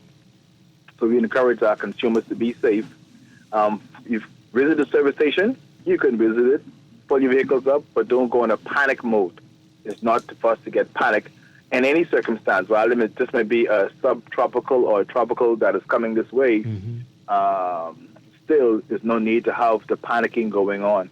You have advocates for you during and after the mass that this passes over. Commissioner, So, before you leave, can you tell for the benefit of our listening audience, what's your position at Rubus, so they know what grounds you're speaking to them on? Yes, I am Nino Newbold. I'm the customer service ambassador for Rubus. Actually, JML Enterprise, we controlled, manage 9 locations, 2 in Exuma, 7 here in Nassau, and I'm the senior manager responsible for customer service, the current name customer service ambassador. Qualified. Yes, I will relatively deal with all, if not all, most of customer complaints will come through me as it relates to our service stations. Customers not receiving service, issues with fuel, not getting the right amount of fuel, all that come to my desk. They had an issue, they left, they changed. That come to me, they receive bad service. That come to me, they receive good service. That come to me, that we can pass it on to our team on the ground. Okay. All right. Excellent. Nino Newbold, always a pleasure. Thank you so much. Appreciate it. Likewise. Thank you, guys. Okay. Great job. Stay safe. Thank you, sir. All right. We've got another call. Let's take this. Good morning, caller on Morning Blend Business Consumer Voice. Hi, good morning. Hi, good morning. Turn on your radio for us, please. Yes, good morning, team. Good morning. Good morning. Sounds like Michelle Carroll. Yes, this is Michelle Carroll. Good morning, Dwight. Hi, Michelle. Good morning. I just want to say, to add to my team this morning, is that while the physical office will be closed today, we will be up and about. This is where we come together with the Price Commission and the price controllers, the inspectors during this time, to ensure that not taken advantage of. And as a part of NEMA, you can direct your calls to NEMA. They will forward them to us. As a matter of fact, we sit on this committee, but we will be out and about. Please let us know whatever you find in your findings. The office won't be there, but we are just a phone call away. And if you don't get us on the hotline, you can always call NEMA. They will direct, and I will be there most of the time. Okay. And so we are out and about right now, working to ensure that the Bahamians are being prepared for this time. All right. And when are you all supposed to be back in office? Thursday, Friday? How? Or? Yes. Well, once the all clear is Once given. all clear. Okay. That's right. We will not be out of office. Please. Right. That.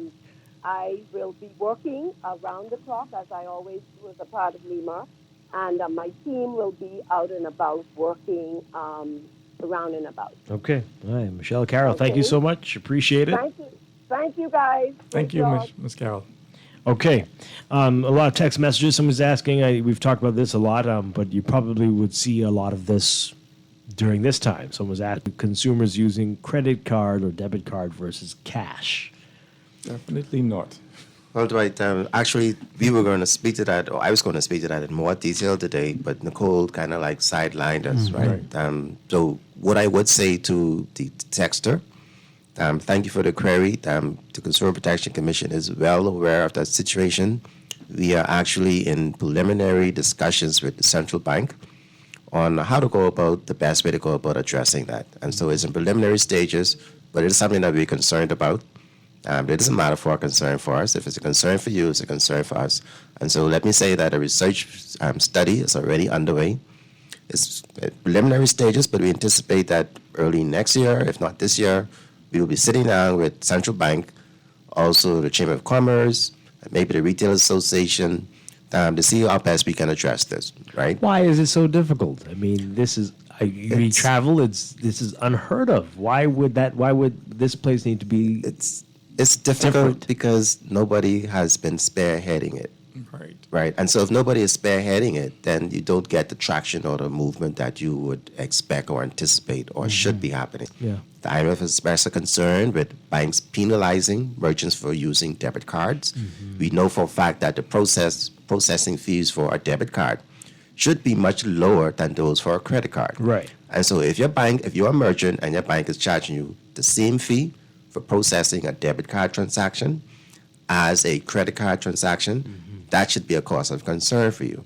And so we'll be speaking to this in more detail as the information becomes more available, as we sit down with the various stakeholders and address it, because we're going to spearhead it.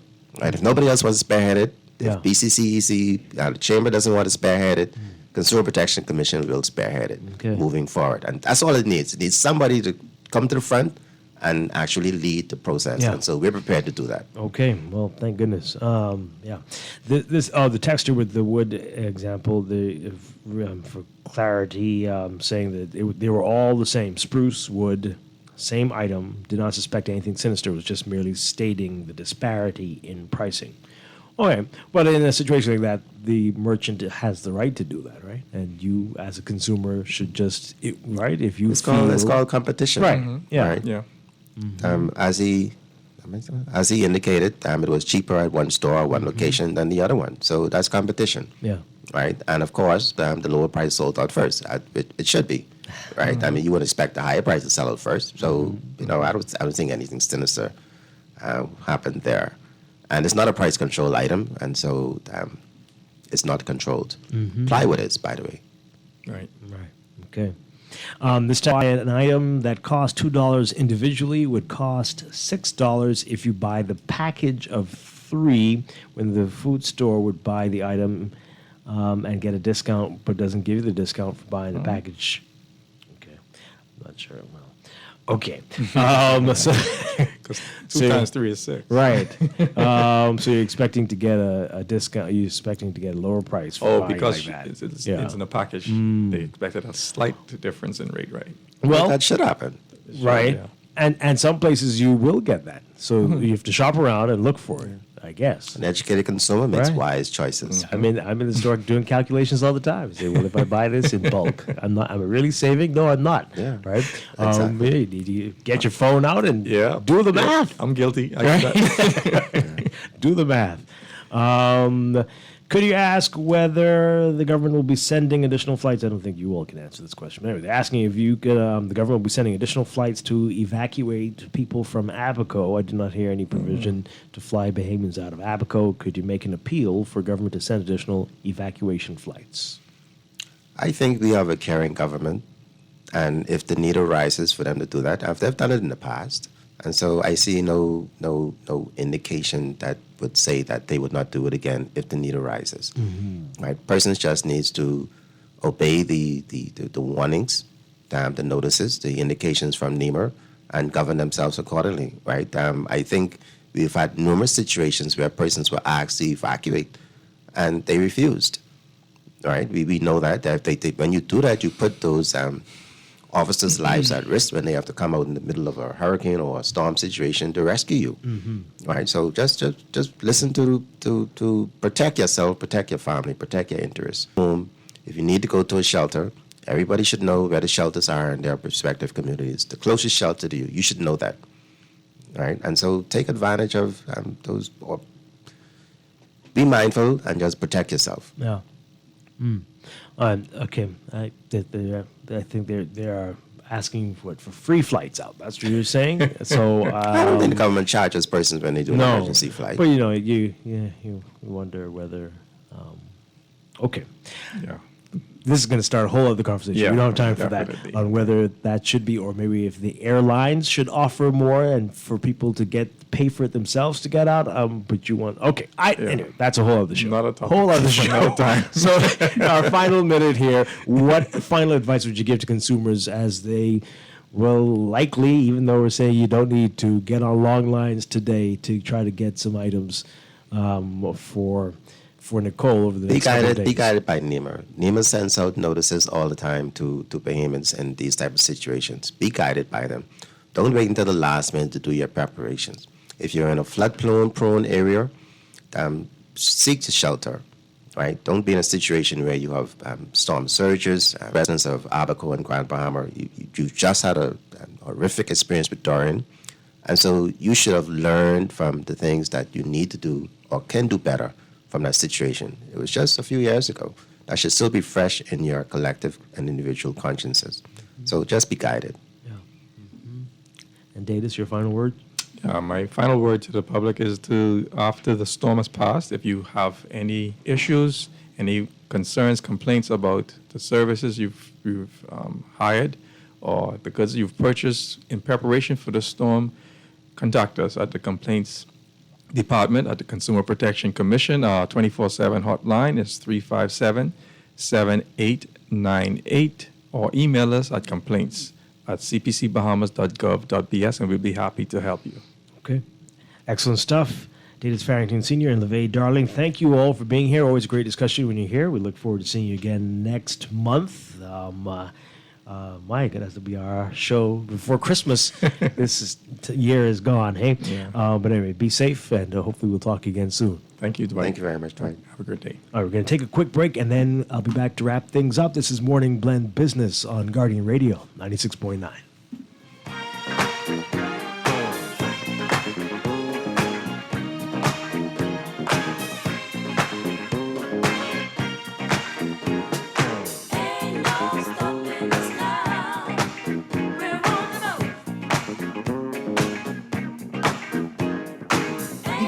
Accelerator Small Business Development Center is here to help small businesses throughout the entire Bahamas. To better serve you, we've made it easier to call 461-7232, WhatsApp 359-0626 or 359-2394, email helpdesk@spdcbahamas.com, or submit a ticket when you visit our help center at accessaccelerator.org. The Access Accelerator, empowering small business. Ready to save? You can put $100 into the CFAL Savings Express Plan and make sure your money keeps growing. Earn interest on your savings while you're sleeping, eating, or standing in line at the bank. Ready to invest? Start by putting $1,000 into our mutual funds and earn interest there too. Because at CFAL, your interest is our interest. Visit cfal.com to start now. CFAL, growing wealth for future generations of Bahamians. This is Guardian Radio, 96.9 FM, Nassau, Bahamas.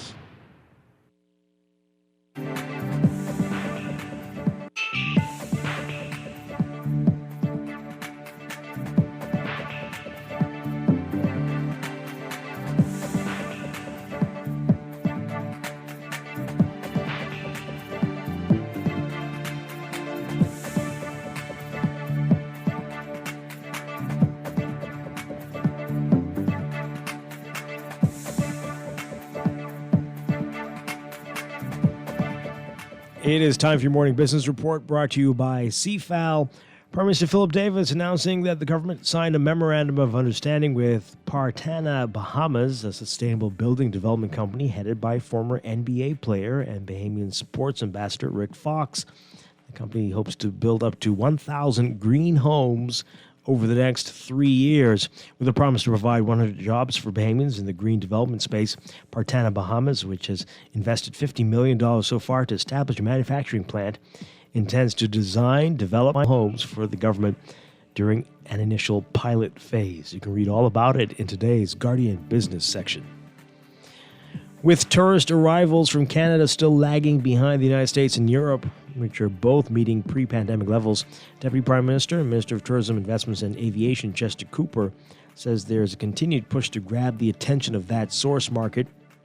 Prior to the COVID pandemic, 8% of visitors to the country were from Canada. During the last leg of the Tourism Ministry's global sales and marketing missions in Calgary and Montreal, Cooper said the goal is to increase the amount to 10% over the next year. And pointing to an underexploited blue economy in the region, the 15th edition of the Latin American Economic Outlook, released yesterday during the 2022 United Nations Climate Change Conference, COP27, that's calling on Caribbean nations to close their investment gaps to achieve decarbonization goals. The report, a collaboration between the OECD and the UN Economic Commission for Latin America and the Caribbean, is pushing a green and blue transition in Latin America and the Caribbean, which authors predict could potentially add 10.5% more new jobs by 2030. Total GDP contribution of ocean services was estimated at $7 billion for Caribbean countries alone, and employment in fisheries and aquaculture employed roughly 2.5 million people. Details on this story in today's Guardian business section as well. In your Market Watch, recapping trading on the BISX from Monday, closing at 376, unchanged. Emira Incorporated, unchanged at $9.04. The BISX All-Share Index closing at 2,625.62, up